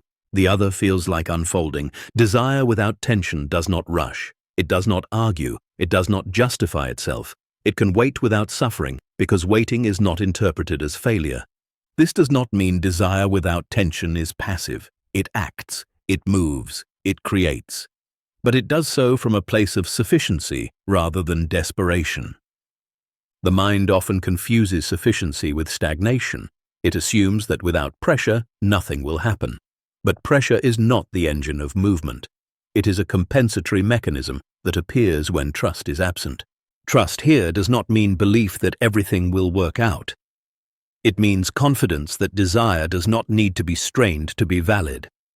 When tension is removed, desire becomes precise. It no longer scatters. It no longer attaches itself to every possibility. It clarifies. It chooses. This is why relaxed desire often leads to more effective action than frantic wanting. The system is not divided. Energy is not leaking through anxiety. Movement is coherent. You may notice that when tension drops, some desires change shape, some fade, others sharpen. This is not loss. It is refinement. Without tension distorting perception, desire reveals what it actually wants to express. This can feel disorienting. You may realize that what you were chasing was not the desire itself, but the relief you thought it would bring. When relief is already present, the chase loses momentum. This does not mean nothing remains. Something deeper often emerges, a quieter, more stable impulse, less dramatic but more enduring. Desire without tension does not shout. It hums. It does not demand attention. It attracts it. You may find that this kind of desire is easier to ignore precisely because it is not urgent. But ignoring it feels different. It does not create anxiety. It does not produce guilt. It simply waits. This waiting is not passive. It is patient. The system knows when to move. You may notice that as you listen to this, there is no instruction to eliminate desire, no suggestion to transcend it, no call to purify it. That is intentional. Desire does not need correction. It needs space. Space allows desire to breathe, to stretch, to express itself without distortion. When space is present, desire and calm coexist. They are not opposites. Calm is the ground. Desire is the movement across it. The problem was never desire. The problem was leaning on it for stability. When you stop asking desire to complete you, it stops exhausting you. This does not happen through discipline. It happens through recognition. The recognition that completeness is not delivered by outcomes. It is revealed when resistance to the present moment softens. From that place, desire becomes playful, experimental, creative. You can move towards something without betting your well-being on the result. This is a radical shift. It allows you to pursue without clinging, to care without gripping, to engage without losing yourself. You may still feel tension arise at times. Old habits return. Conditioning resurfaces. This is natural. When you notice it, do not correct it. Simply notice the difference between desire with tension and desire without it. That noticing alone begins to loosen the grip. Over time, the system learns that tension is not required for movement. That desire can be trusted to express itself without coercion. And when that learning settles, desire becomes what it was always meant to be. Not a demand, not a lack, not a problem, but a quiet, intelligent movement of life expressing itself through you, freely, cleanly, and without strain. Chapter 15. The Power of Being Unimpressed. There is a moment in awareness when something subtle but decisive shifts. The mind no longer lunges toward what appears. It no longer recoils from what threatens. Praise lands softly. Criticism passes without puncture. Achievement registers but does not inflate. Loss is felt but does not hollow. This shift is often misunderstood as detachment or indifference. It is neither. It is the power of being unimpressed. Being unimpressed does not mean you stop caring.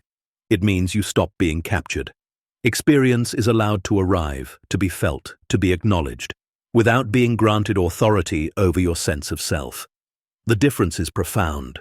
When experience no longer defines you, it loses the power to destabilize you.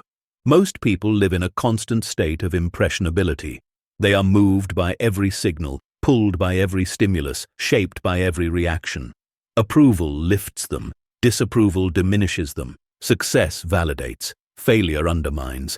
Life becomes a series of impressions that leave marks, accumulating into an identity that must be protected. Being unimpressed interrupts this cycle. This does not happen by hardening. It happens by seeing through the mechanism. You begin to notice how quickly the mind assigns significance, how it elevates certain moments and diminishes others, how it insists that this matters and that does not. And in noticing this process, belief loosens. Significance is not inherent, it is assigned. The power of being unimpressed emerges when you stop automatically agreeing with the mind's assignments, when you allow things to be as they are without immediately translating them into meaning about you. This creates space. In that space, something remarkable occurs. You respond instead of react. Reaction is reflexive, it is impression-driven. Response is deliberate. It arises from clarity rather than urgency. You may notice that when you are unimpressed, situations that once felt overwhelming now feel manageable. Not because they are smaller, but because they no longer carry the same weight. Weight comes from identification. When identification loosens, weight drops. This is not a technique, it is a consequence. the consequence of no longer needing experience to confirm your worth, your direction, or your identity. The mind resists this at first. It equates being impressed with being alive. It believes intensity equals meaning. But intensity is not depth. Often, it is the opposite. Depth is quiet, stable, unmoved by surface fluctuations. Being unimpressed does not flatten life, it clarifies it. Without constant emotional spikes, perception sharpens. You begin to see more, hear more, feel more accurately. When experience is not amplified by narrative, it reveals its actual texture. This is why calm awareness is often more perceptive than heightened emotion. Emotion narrows focus, calm widens it. The unimpressed mind is not bored, it is attentive. It notices what truly matters without being distracted by what merely shines. It does not chase novelty or avoid discomfort. It allows both to pass through without interference. This quality of awareness cannot be faked. It emerges naturally when identity relaxes its grip on outcomes.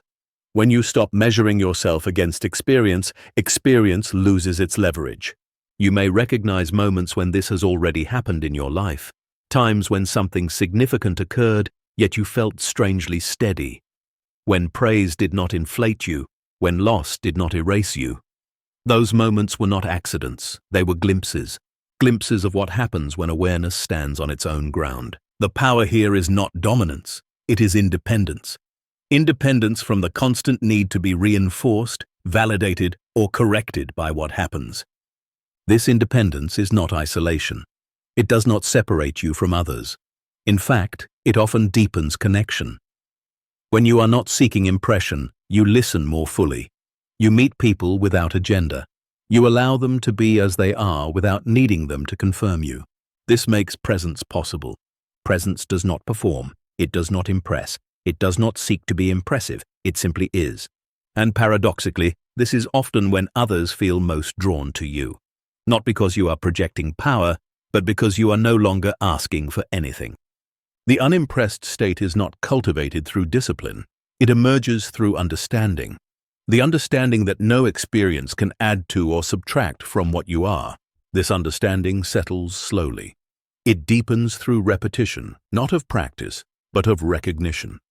Each time you notice that something did not move you the way it once did, the realization strengthens, not in excitement, in quiet certainty. You may still feel impressions arise, old patterns persist, the system has momentum, but you are no longer required to follow them. You see them, and seeing breaks the spell. The mind may attempt to co-opt this state. It may try to become impressed with being unimpressed. This too will pass. The state does not need protection. It cannot be possessed. It is simply what remains when illusion falls away. Illusion does not mean false experience. It means misplaced authority. When experience stops being the authority on who you are, its ability to manipulate fades. This is not withdrawal from life. It is full participation without entanglement. You still act, you still choose, you still care. But you are no longer pulled off center by every outcome. You remain rooted. The power of being unimpressed is the power of not needing life to be different in order to be at ease. From this place, action becomes cleaner. Desire becomes lighter. Relationships become more honest. You are no longer negotiating your identity through experience. You are simply living. And life, unburdened by your need for it to impress you, begins to respond differently. Not with drama, not with spectacle, but with an ease that feels unmistakably real. Chapter 16. How life responds when you stop managing it. For most of your life, you have been managing reactions, managing outcomes, managing impressions, managing yourself. This management became so habitual that it felt invisible, like background noise you assumed was necessary for things to function. Without it, you feared collapse, disorder, loss of control. And then, slowly, something shifted. Not because you decided to stop managing, but because you noticed how much effort it required and how little it actually controlled. Life does not respond to management the way you were taught it would. Management is rooted in anticipation. It assumes that something must be monitored to prevent failure, that without vigilance, things will unravel. This assumption tightens the system. It narrows perception. It creates a low-level tension that never fully resolves. Life reads that tension clearly. When you manage, you broadcast mistrust, not consciously, but energetically. A subtle message moves through the field. This cannot be trusted to unfold on its own. The field responds accordingly. It becomes less fluid, more resistant. Outcomes require effort to maintain. Nothing quite settles. This is why constant management feels exhausting. You are swimming against a current you do not need to fight. When management loosens, something unexpected happens. Not chaos, but intelligence. Movement reorganizes itself. Patterns simplify. Decisions become obvious. Not because life suddenly becomes easy, but because friction drops. You may notice this first in small ways. Conversations flow without rehearsal. Tasks complete themselves without overthinking. Opportunities appear without being chased. None of this feels dramatic. It feels ordinary, almost anticlimactic. That ordinariness is the clue. Life does not need to be directed to function coherently. It needs to be allowed. Allowance is not passivity. It is the absence of unnecessary interference. It is responsiveness without micromanagement. You still act, you still choose, but action arises from clarity rather than control. When management stops, attention widens. You begin to see options you missed before. You hear nuance instead of noise. You sense timing without calculating it. This is not intuition in the mystical sense. It is perception unclouded by urgency. Urgency is the fuel of management. Without urgency, life breathes. You may have been taught that letting go of control means risking failure. But notice how often control itself created the failure it was trying to prevent. Plans that collapsed under pressure. Relationships strained by monitoring. Goals that lost meaning under constant evaluation. Management freezes systems that require movement. Life responds to flexibility, not force. When you stop managing, the system begins to self-correct. Like a body healing when tension releases, life finds balance when interference drops. This does not mean everything becomes perfect. It means things move toward resolution without being forced. You may feel moments of discomfort as management loosens. Gaps appear. Silence emerges. The mind, unused to this space, may interpret it as danger.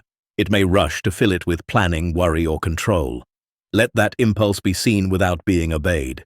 This is where trust is tested, not trust in outcomes, but trust in process. Process is not linear. It is adaptive. It responds in real time to conditions. When you manage, you override this adaptability with rigid expectations. When you allow, adaptability returns. Life does not need instructions, it needs permission. Permission to respond rather than comply. You may notice that when you stop managing, life surprises you. Solutions arrive from unexpected directions. People respond differently. Events unfold in ways you could not have predicted or designed. This unpredictability is not chaos, it is creativity. Management seeks predictability. Life seeks coherence. Coherence does not guarantee predictability, it guarantees flow. When coherence is present, even challenges feel workable. Even obstacles contain information. Even delays make sense in retrospect. Without coherence, even success feels unstable. This is why stopping management often brings relief before it brings results. Relief signals the release of resistance. Results follow because the system is no longer constrained. You do not need to announce that you are letting go. You do not need to make a philosophy of it. Life responds to the internal shift, not the narrative around it. The shift is simple. You stop insisting that you know better than what is unfolding. This does not mean abandoning discernment.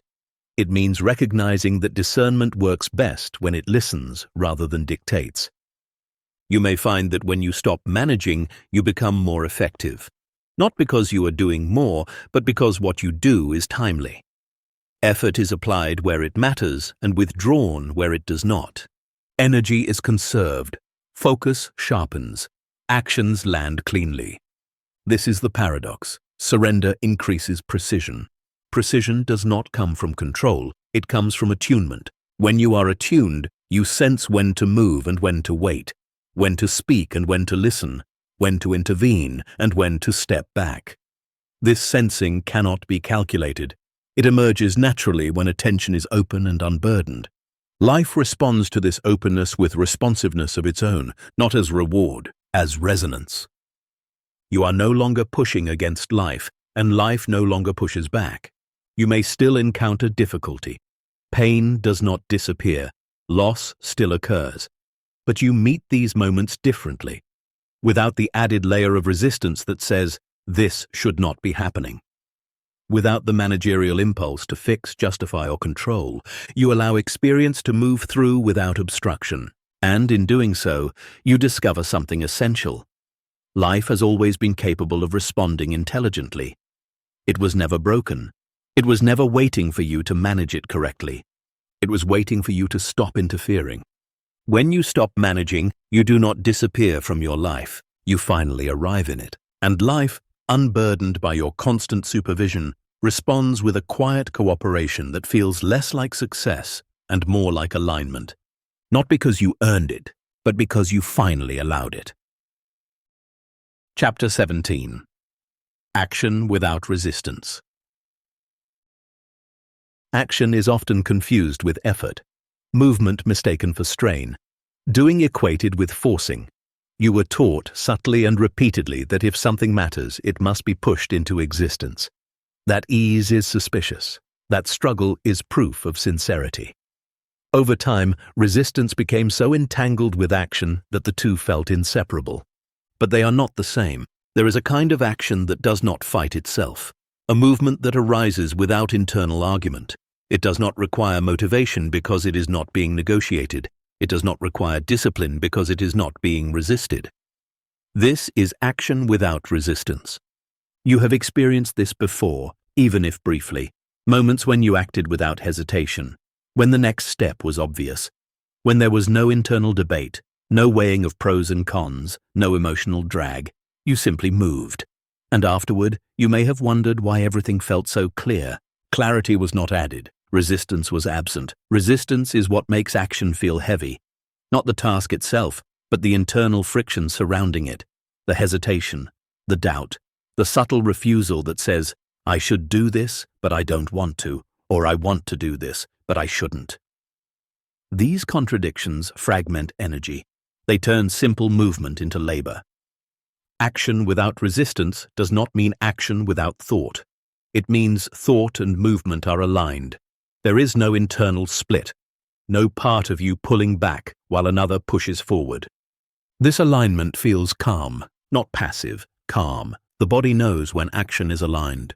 Breathing remains steady. Muscles engage without tension. Attention stays present instead of racing ahead. There is no rush to finish, no fear of delay. The action unfolds at its own pace. The mind often mistrusts this. It expects action to feel effortful. When it doesn't, the mind may question its validity. Am I doing enough? Am I being lazy? Shouldn't this be harder? These questions are not signs of wisdom. They are echoes of conditioning. Conditioning taught you to equate resistance with importance, but importance does not create resistance. Resistance creates resistance. When you stop managing life, as explored in the previous chapter, action begins to reorganize itself. Tasks no longer pile up in the same way. Decisions do not linger unresolved. Movement happens in sequence rather than all at once. You are not overwhelmed because you are not trying to do everything simultaneously. Action without resistance is sequential. One step completes before the next begins. There is no mental backlog, no accumulation of unfinished energy. Each action clears its own space. This is why aligned action feels energizing rather than draining. Energy is not being leaked into internal conflict. It is being applied directly. You may notice that when resistance is absent, you are less concerned with outcomes. Not because you don't care, but because care is no longer tied to tension. You act because the action makes sense, not because you are chasing relief or validation. This changes the quality of results. Results that come from resistance often require maintenance. They must be defended, repeated, upheld. Results that come from alignment tend to stabilize on their own. They integrate naturally because they were not forced into place. The mind often tries to replicate action without resistance by eliminating discomfort. But discomfort is not the same as resistance. You can feel discomfort and still be aligned. You can feel uncertainty and still act cleanly. Resistance is not discomfort. Resistance is refusal. Refusal to feel, refusal to be present, refusal to accept what is required. When refusal dissolves, discomfort can be met without obstruction. Action continues. This is an important distinction. Action without resistance does not mean you only do what feels pleasant. It means you do what feels true, even when it is challenging. Truth has a different texture than comfort. Truth feels solid, grounded, undramatic. It does not need to convince you. It does not bargain. It does not escalate. It simply stands. When action arises from truth, it carries authority without aggression. You do not second-guess it mid-movement. You do not apologize internally for taking the step. You move, and the movement completes itself. You may notice that this kind of action is quieter, less visible. It does not announce itself. There is no inner commentary narrating progress, no internal audience being impressed or disappointed. This quietness is not weakness. It is focus without fragmentation. The world often responds differently to this kind of action. Not with fireworks, but with cooperation. Obstacles soften. Timing aligns. Others respond without friction. This is not because you are exerting influence. It is because you are no longer creating interference. Interference invites opposition. Clarity invites response. You may also notice that some actions simply stop arising. Things you once pushed yourself to do no longer demand energy, not because you are avoiding them, but because they are no longer aligned. Resistance was the only thing sustaining them. When resistance drops, misaligned action falls away naturally. This can feel like loss at first. Identity may be tied to effort. You may wonder who you are without the struggle. But what emerges is not emptiness. It is precision. Fewer actions, cleaner outcomes. Action without resistance does not make life smaller.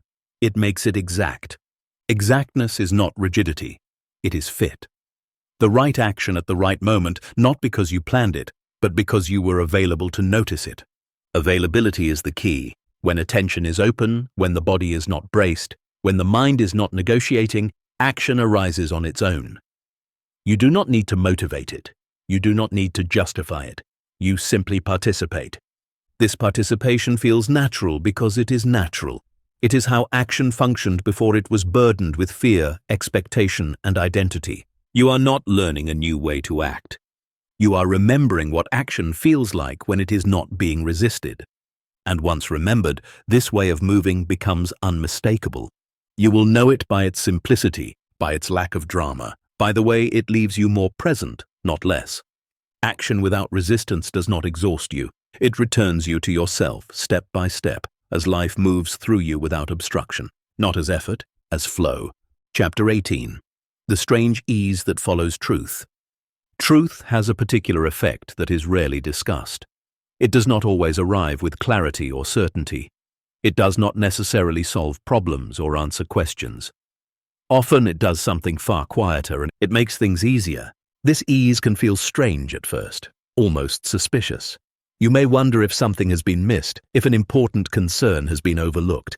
Life has taught you to associate truth with effort, confrontation, or sacrifice. Ease seems undeserved, too simple, too gentle to be trusted. And yet, when truth is recognized, ease follows naturally. Not because circumstances immediately improve, but because resistance dissolves. The internal argument ends. The system stops bracing against what it already knows. Energy that was locked in tension is released, and what remains feels lighter, not euphoric, but unburdened. This ease is not excitement. It is relief without collapse. Truth does not demand that everything change. It asks only that you stop pretending something else is true. When that pretense drops, the strain required to maintain it disappears. The body registers this immediately. Breath deepens, muscles soften, attention widens. Nothing dramatic has happened. Everything essential has shifted. You may notice this after a difficult realization, a moment when you admit something you have been avoiding, acknowledging a boundary, accepting a limitation, letting go of a role you have outgrown. These moments are rarely celebrated. They do not feel victorious. but afterward something settles. That settling is the ease that follows truth. Truth does not always feel good in the moment it appears. It can sting. It can disappoint. It can dismantle hope or fantasy. But even then, beneath the surface discomfort, there is a quiet rightness, a sense that the internal conflict has resolved. That energy is no longer being spent on denial. Denial is exhausting. It requires constant reinforcement, constant vigilance, constant justification. When truth is allowed, that labor stops. What remains is not emptiness but capacity. You may notice that after truth lands, you stop rehearsing conversations, stop imagining alternate scenarios, stop negotiating internally. The mind quiets not because it has been silenced, but because it has nothing left to argue. This is why truth feels grounding. Grounding does not elevate, it stabilizes. The ease that follows truth is not laziness, it is efficiency. Energy is no longer wasted on maintaining contradictions. Action becomes simpler, choices become clearer. Not because life has become simpler, but because you are no longer divided. Division is the source of strain. When one part of you knows something and another part refuses to acknowledge it, tension arises. This tension colors everything. Even small tasks feel heavy. Even simple decisions feel complex. Truth resolves the division by bringing alignment. Alignment feels like ease. This ease does not require confidence. You do not need to feel certain or optimistic. You simply need to stop resisting what is already known. Once resistance drops, ease follows automatically. You may be tempted to cling to this ease, to recreate it, to make it permanent. But ease is not a state to be maintained. It is a signal. It tells you that something has fallen into place. Chasing ease turns it into tension again. The ease that follows truth is often understated. It does not announce itself as transformation. It does not come with fireworks. It may even be mistaken for boredom or neutrality. But notice how stable it feels, how unreactive, how little it needs from circumstances. This stability is the marker. You may also notice that when truth is present, you stop explaining yourself so much. You do not need to justify your choices internally or externally. There is less urgency to be understood, less need to persuade. Truth does not argue. It stands quietly and ease stands with it. This is why relationships often shift after truth is acknowledged. Not because others change, but because you do. You no longer lean forward seeking validation or pull back in defense. You meet others from a steadier place. Some relationships strengthen, some loosen. Both outcomes feel strangely acceptable. The ease does not come from getting what you want. It comes from no longer pretending you want something else, or that you are someone else, or that the situation is other than it is. Pretending fractures energy. Truth consolidates it. This consolidation is felt as calm, not the calm of indifference, but the calm of coherence. You may notice that after truth lands, you are more patient without trying to be, more open without effort, more decisive without aggression. These qualities are not added. They are revealed when strain is removed. The mind may try to attribute this ease to external factors, better circumstances, improved mood, temporary relief. But notice how the ease persists even when circumstances fluctuate. That persistence reveals its source. The source is alignment. Alignment does not guarantee comfort, but it guarantees integrity. And integrity feels like ease because nothing is being held back. You may also notice that truth simplifies things. Problems become smaller, not because they disappear, but because they are no longer inflated by avoidance. When you face something honestly, it stops looming. Avoidance magnifies, truth shrinks. This shrinking does not trivialize challenges. It puts them in proportion. You deal with what is actually there, not with what you feared might be. The strange ease that follows truth is not something you earn. It is something you uncover. It was always there, buried under layers of resistance. This is why truth is so powerful. Not because it fixes everything, but because it stops draining you. You have been carrying unnecessary weight for a long time. Expectations, narratives, roles, assumptions. Truth allows you to set them down one by one without drama. You may notice moments when this ease fades, old habits return, resistance creeps back in. This does not mean truth was lost, it means attention shifted. When attention returns to what is real, ease returns with it. You do not need to remember every truth. You do not need to catalog insights. The system knows when it is aligned. Ease is the indicator. When you feel ease without explanation, something true has been allowed. When you feel strain without cause, something true is being resisted.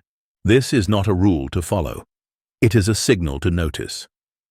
The strange ease that follows truth is not a destination. It is the natural consequence of no longer standing in your own way. And once you recognize it, you begin to trust it, not as comfort, not as reward, but as confirmation that what has been seen no longer needs to be fought. Life feels lighter not because it has changed, but because you have stopped arguing with it. Chapter 19. The End of Manifestation as a Practice. There is a moment when something quietly falls away. Not with resistance, not with rebellion, but with a sense of completion. What once required effort no longer calls for attention. What once felt necessary now feels redundant. This is the moment when manifestation ends as a practice. Not because creation stops, but because it is no longer being managed. For a long time, manifestation may have felt like something you did, a set of techniques, a discipline of thought, emotion, or focus. You may have visualized, affirmed, monitored your inner state, corrected yourself when doubt appeared. All of this felt purposeful, even empowering. And at a certain stage it was. But practice implies distance. It implies that something is not yet integrated, that creation must be accessed through effort, that reality must be persuaded to respond. There comes a point when this framing no longer fits. You notice that nothing is being manifested anymore. Life is simply responding, not dramatically, not magically, naturally. The cause and effect relationship that once felt mysterious now feels obvious, even mundane. This does not make life smaller, it makes it honest. Manifestation as a practice ends when you no longer need to prove that reality responds to you. The proof is already everywhere. In the way attention shapes experience, in the way resistance creates friction, in the way alignment allows things to move. At this stage, you stop asking how to manifest and start noticing how you already are. This noticing changes everything. You are no longer trying to control outcomes from the inside. You are no longer scanning your thoughts for mistakes. You are no longer worried about doing it wrong. The system has learned what it needed to learn. Effort falls away because it is no longer required. This does not mean intention disappears. Intention becomes quieter, less performative. It no longer needs to be repeated or reinforced. It functions more like orientation than desire. Orientation does not push, it points. When orientation is clear, movement follows on its own. You act when action is appropriate. You wait when waiting makes sense. There is no sense of missing out or falling behind. You trust the rhythm because you are no longer trying to override it. Manifestation ends as a practice because practice belongs to the mind. And the mind has finally understood its role. The mind is no longer trying to create reality, it is cooperating with it. This cooperation feels like relief. Not because everything is perfect, but because nothing is being forced. The mind no longer acts as a supervisor, it becomes a participant. You may notice that synchronicities become less dramatic, not because they stop happening, but because they stop surprising you. When you expect responsiveness, it no longer feels like a miracle. It feels like feedback. You stop reading meaning into every coincidence. You stop looking for signs. You stop interpreting life as a test. These behaviors fade because they are no longer necessary. Life is no longer something to decode. It is something to experience. This does not make you passive. It makes you present. You are not waiting for things to show up. You are engaging with what is here. And what comes next emerges from that engagement naturally. At this point, manifestation is no longer about getting. It is about expressing clarity through action, expressing alignment through choice, expressing truth through honesty. Nothing is being summoned. Everything is being allowed. This shift can feel anticlimactic. There is no final technique, no last ritual, no moment of mastery, just a quiet recognition that the work is done. Not because you succeeded, but because there is nothing left to manage. You may still use language like intention or creation out of habit, but the weight behind the words is gone. You are not trying to bend reality, you are moving with it, and reality, freed from resistance, moves with you. The end of manifestation as a practice is not the end of creation. It is the end of interference. You no longer need to remind yourself that you are powerful. Power is not something you assert. It is something that becomes obvious when nothing is blocking it. This is not a higher state. It is a simpler one. Life responds because it always has. You simply stopped standing in the way. Chapter 20. Living without needing signs. For a long time, you may have looked outward for confirmation, a signal, a coincidence, a moment that reassured you that you were on the right path. These signs felt comforting, even necessary. They offered orientation when trust was uncertain. They filled the silence with meaning. But there comes a point when the need for signs quietly dissolves. Not because signs disappear, but because reliance on them does. Needing signs is a form of outsourcing trust. It suggests that clarity must arrive from outside rather than arise from within. It places authority in events, symbols, or timing instead of in the direct sensing of coherence. While this can be helpful early on, it eventually becomes a limitation. Signs point outward. Clarity points inward. When you begin to live from alignment rather than seeking reassurance, you notice something subtle but decisive. You no longer scan your environment for validation. You stop interpreting every coincidence as instruction.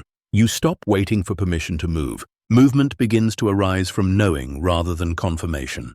This knowing is not loud. It does not argue. It does not justify itself. It simply feels settled. And because it is settled, it does not require reinforcement. Living without needing signs does not mean ignoring feedback. Feedback still exists. Life still responds. But you no longer assign meaning prematurely. You no longer inflate ordinary events into guidance or read delay as rejection. Everything becomes simpler. You respond to what is directly in front of you, not to what you hope it means. You listen to your body, your attention, your sense of coherence. These are immediate, reliable signals that do not require interpretation. The mind may resist this shift at first. Signs felt special. They made you feel guided, protected, chosen. Letting go of them can feel like losing connection. But what you are losing is not connection. It is dependency. Dependency creates anxiety. When you rely on signs, you worry about missing them. You question whether you interpreted them correctly. You hesitate, waiting for clarity that has already arrived internally. When dependency drops, confidence rises, not as bravado, but as steadiness. You trust your capacity to respond in real time. You stop rehearsing outcomes. You stop needing guarantees. This trust is not blind. It is experiential. It is built from repeatedly noticing that when you act from coherence, things resolve.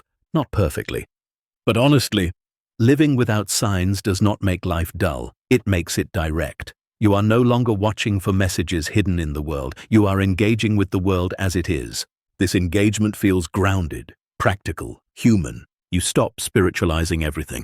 You stop narrating experience as a lesson or test. Life becomes less symbolic and more real. Paradoxically, this makes it richer. Presence replaces interpretation. You may notice that decisions become easier, not because you have more information, but because you are less divided. You no longer ask, "Is this the right sign?" You ask, "Does this feel aligned now?" Alignment is felt, not decoded. This does not mean you never doubt. Doubt still arises. But doubt is no longer treated as a problem to eliminate. It is simply another signal passing through. You do not need certainty to act. You need clarity of intention and honesty of state. Signs once compensated for a lack of trust. Now, trust stands on its own. This trust does not promise safety. It promises responsiveness. You know that whatever arises, you will meet it. You will adjust. You will respond. And that is enough. When you live this way, signs may still appear, but they no longer impress you. They do not change your direction. They simply echo what you already know. Echoes are not instructions. You no longer wait for the universe to speak. You recognize that it has always been speaking through sensation, timing, and consequence. You are simply listening differently. This shift marks a maturation, not a spiritual achievement, but a return to self-trust. You stop treating life as something to interpret and start treating it as something to participate in. Living without needing signs is not about certainty. It is about intimacy with experience. You are no longer standing at a distance asking for proof. You are inside your life, responding as it unfolds. And in that responsiveness, you discover something quietly liberating. You were never meant to follow signs. You were meant to follow coherence. And coherence, once recognized, does not need confirmation. It moves. And you move with it. Chapter 21. Nothing new was added.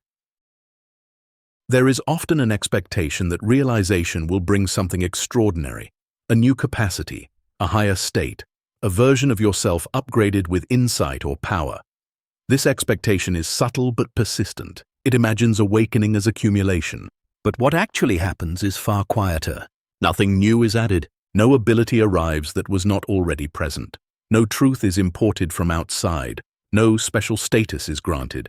Instead, something is removed. Something unnecessary, heavy and long carried falls away. And when it does, what remains feels strangely familiar. This familiarity is the clue. What you are left with is not improvement, it is exposure. The exposure of what was always functioning beneath effort, beneath identity, beneath belief. The clarity you feel is not the result of gaining insight, it is the result of losing interference. You have not become more aware. You have stopped being distracted. For much of your life, attention was layered with interpretation. Each experience was filtered through expectation, memory, and projection. These layers did not add meaning. They added noise. And the noise became so constant that silence felt unfamiliar.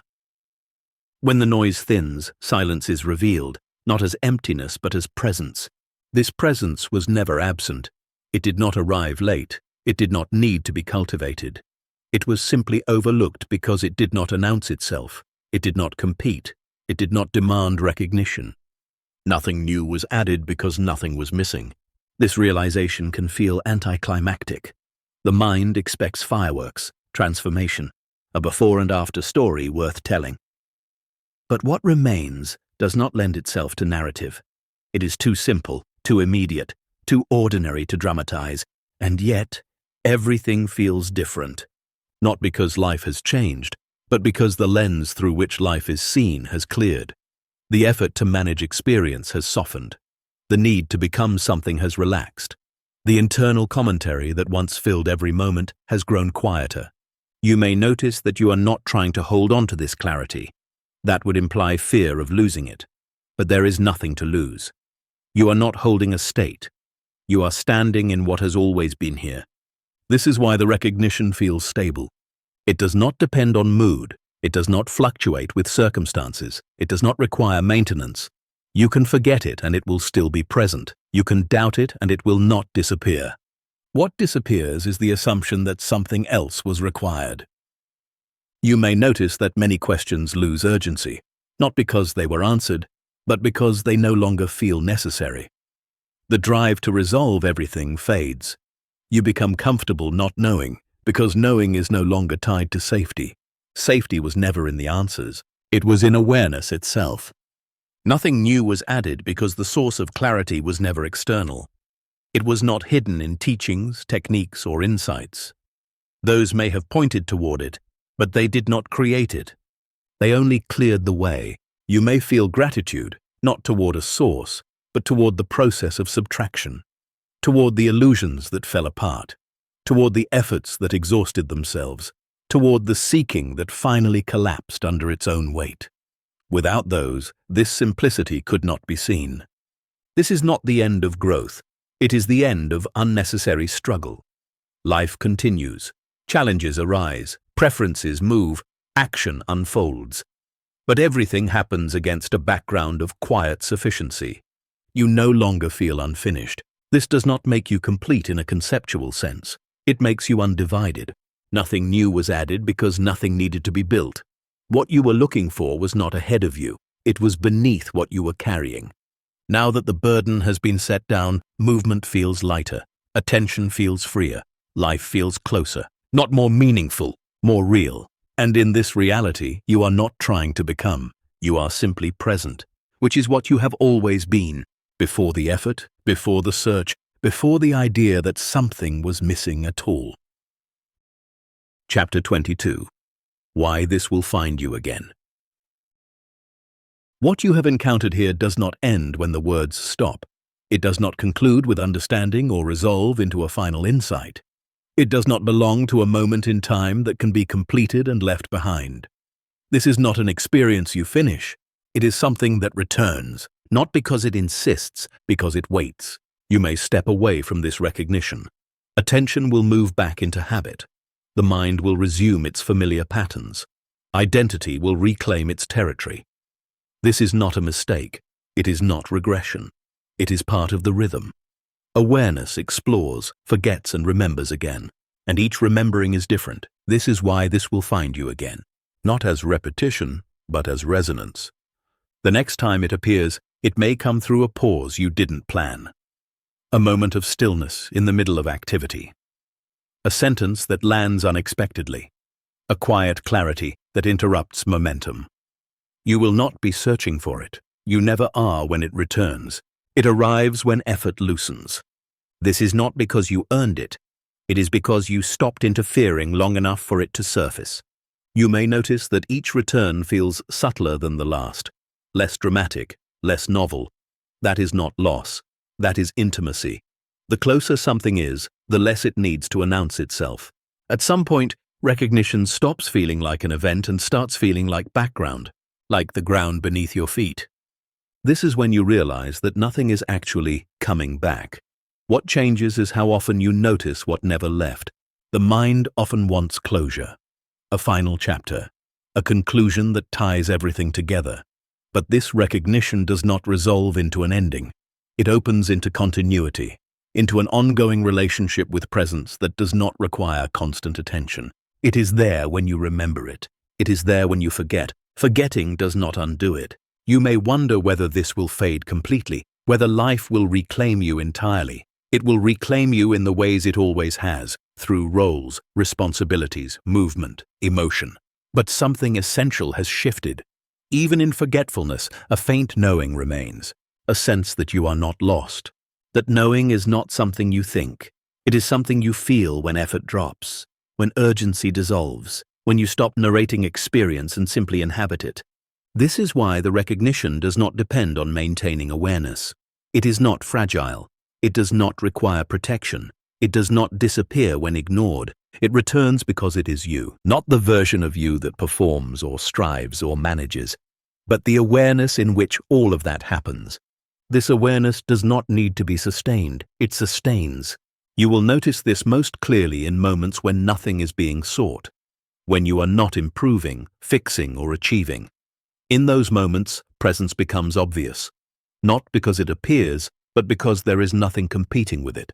This is why this will find you again in ordinary moments, while washing your hands, while listening without thinking, while resting without planning. These moments are not special. They are empty enough to allow recognition. Recognition prefers emptiness, not emptiness of life, but emptiness of interference. You may also notice that when it returns, it does not ask you to do anything with it. It does not instruct, it does not direct, it simply aligns, and alignment feels like quiet certainty without narrative. You do not say, "This is it." You simply stop asking. This is how you know it is real. What requires constant affirmation is not stable. What returns on its own does not need belief. This recognition is not something you carry forward. It is something you fall back into, again and again, each time more gently, each time with less resistance, until eventually there is no sense of leaving and returning, only noticing and not noticing, and even that distinction fades. This will find you again because it is not a message you received. It is the space in which messages appear. It is not an insight you learned. It is the awareness that was always learning. And as long as you are here, breathing, sensing, existing, it will continue to find you. Not because you are special, but because you are present. And presence, once recognized, never truly forgets itself. It simply waits, patient, unbothered, and always closer than thought.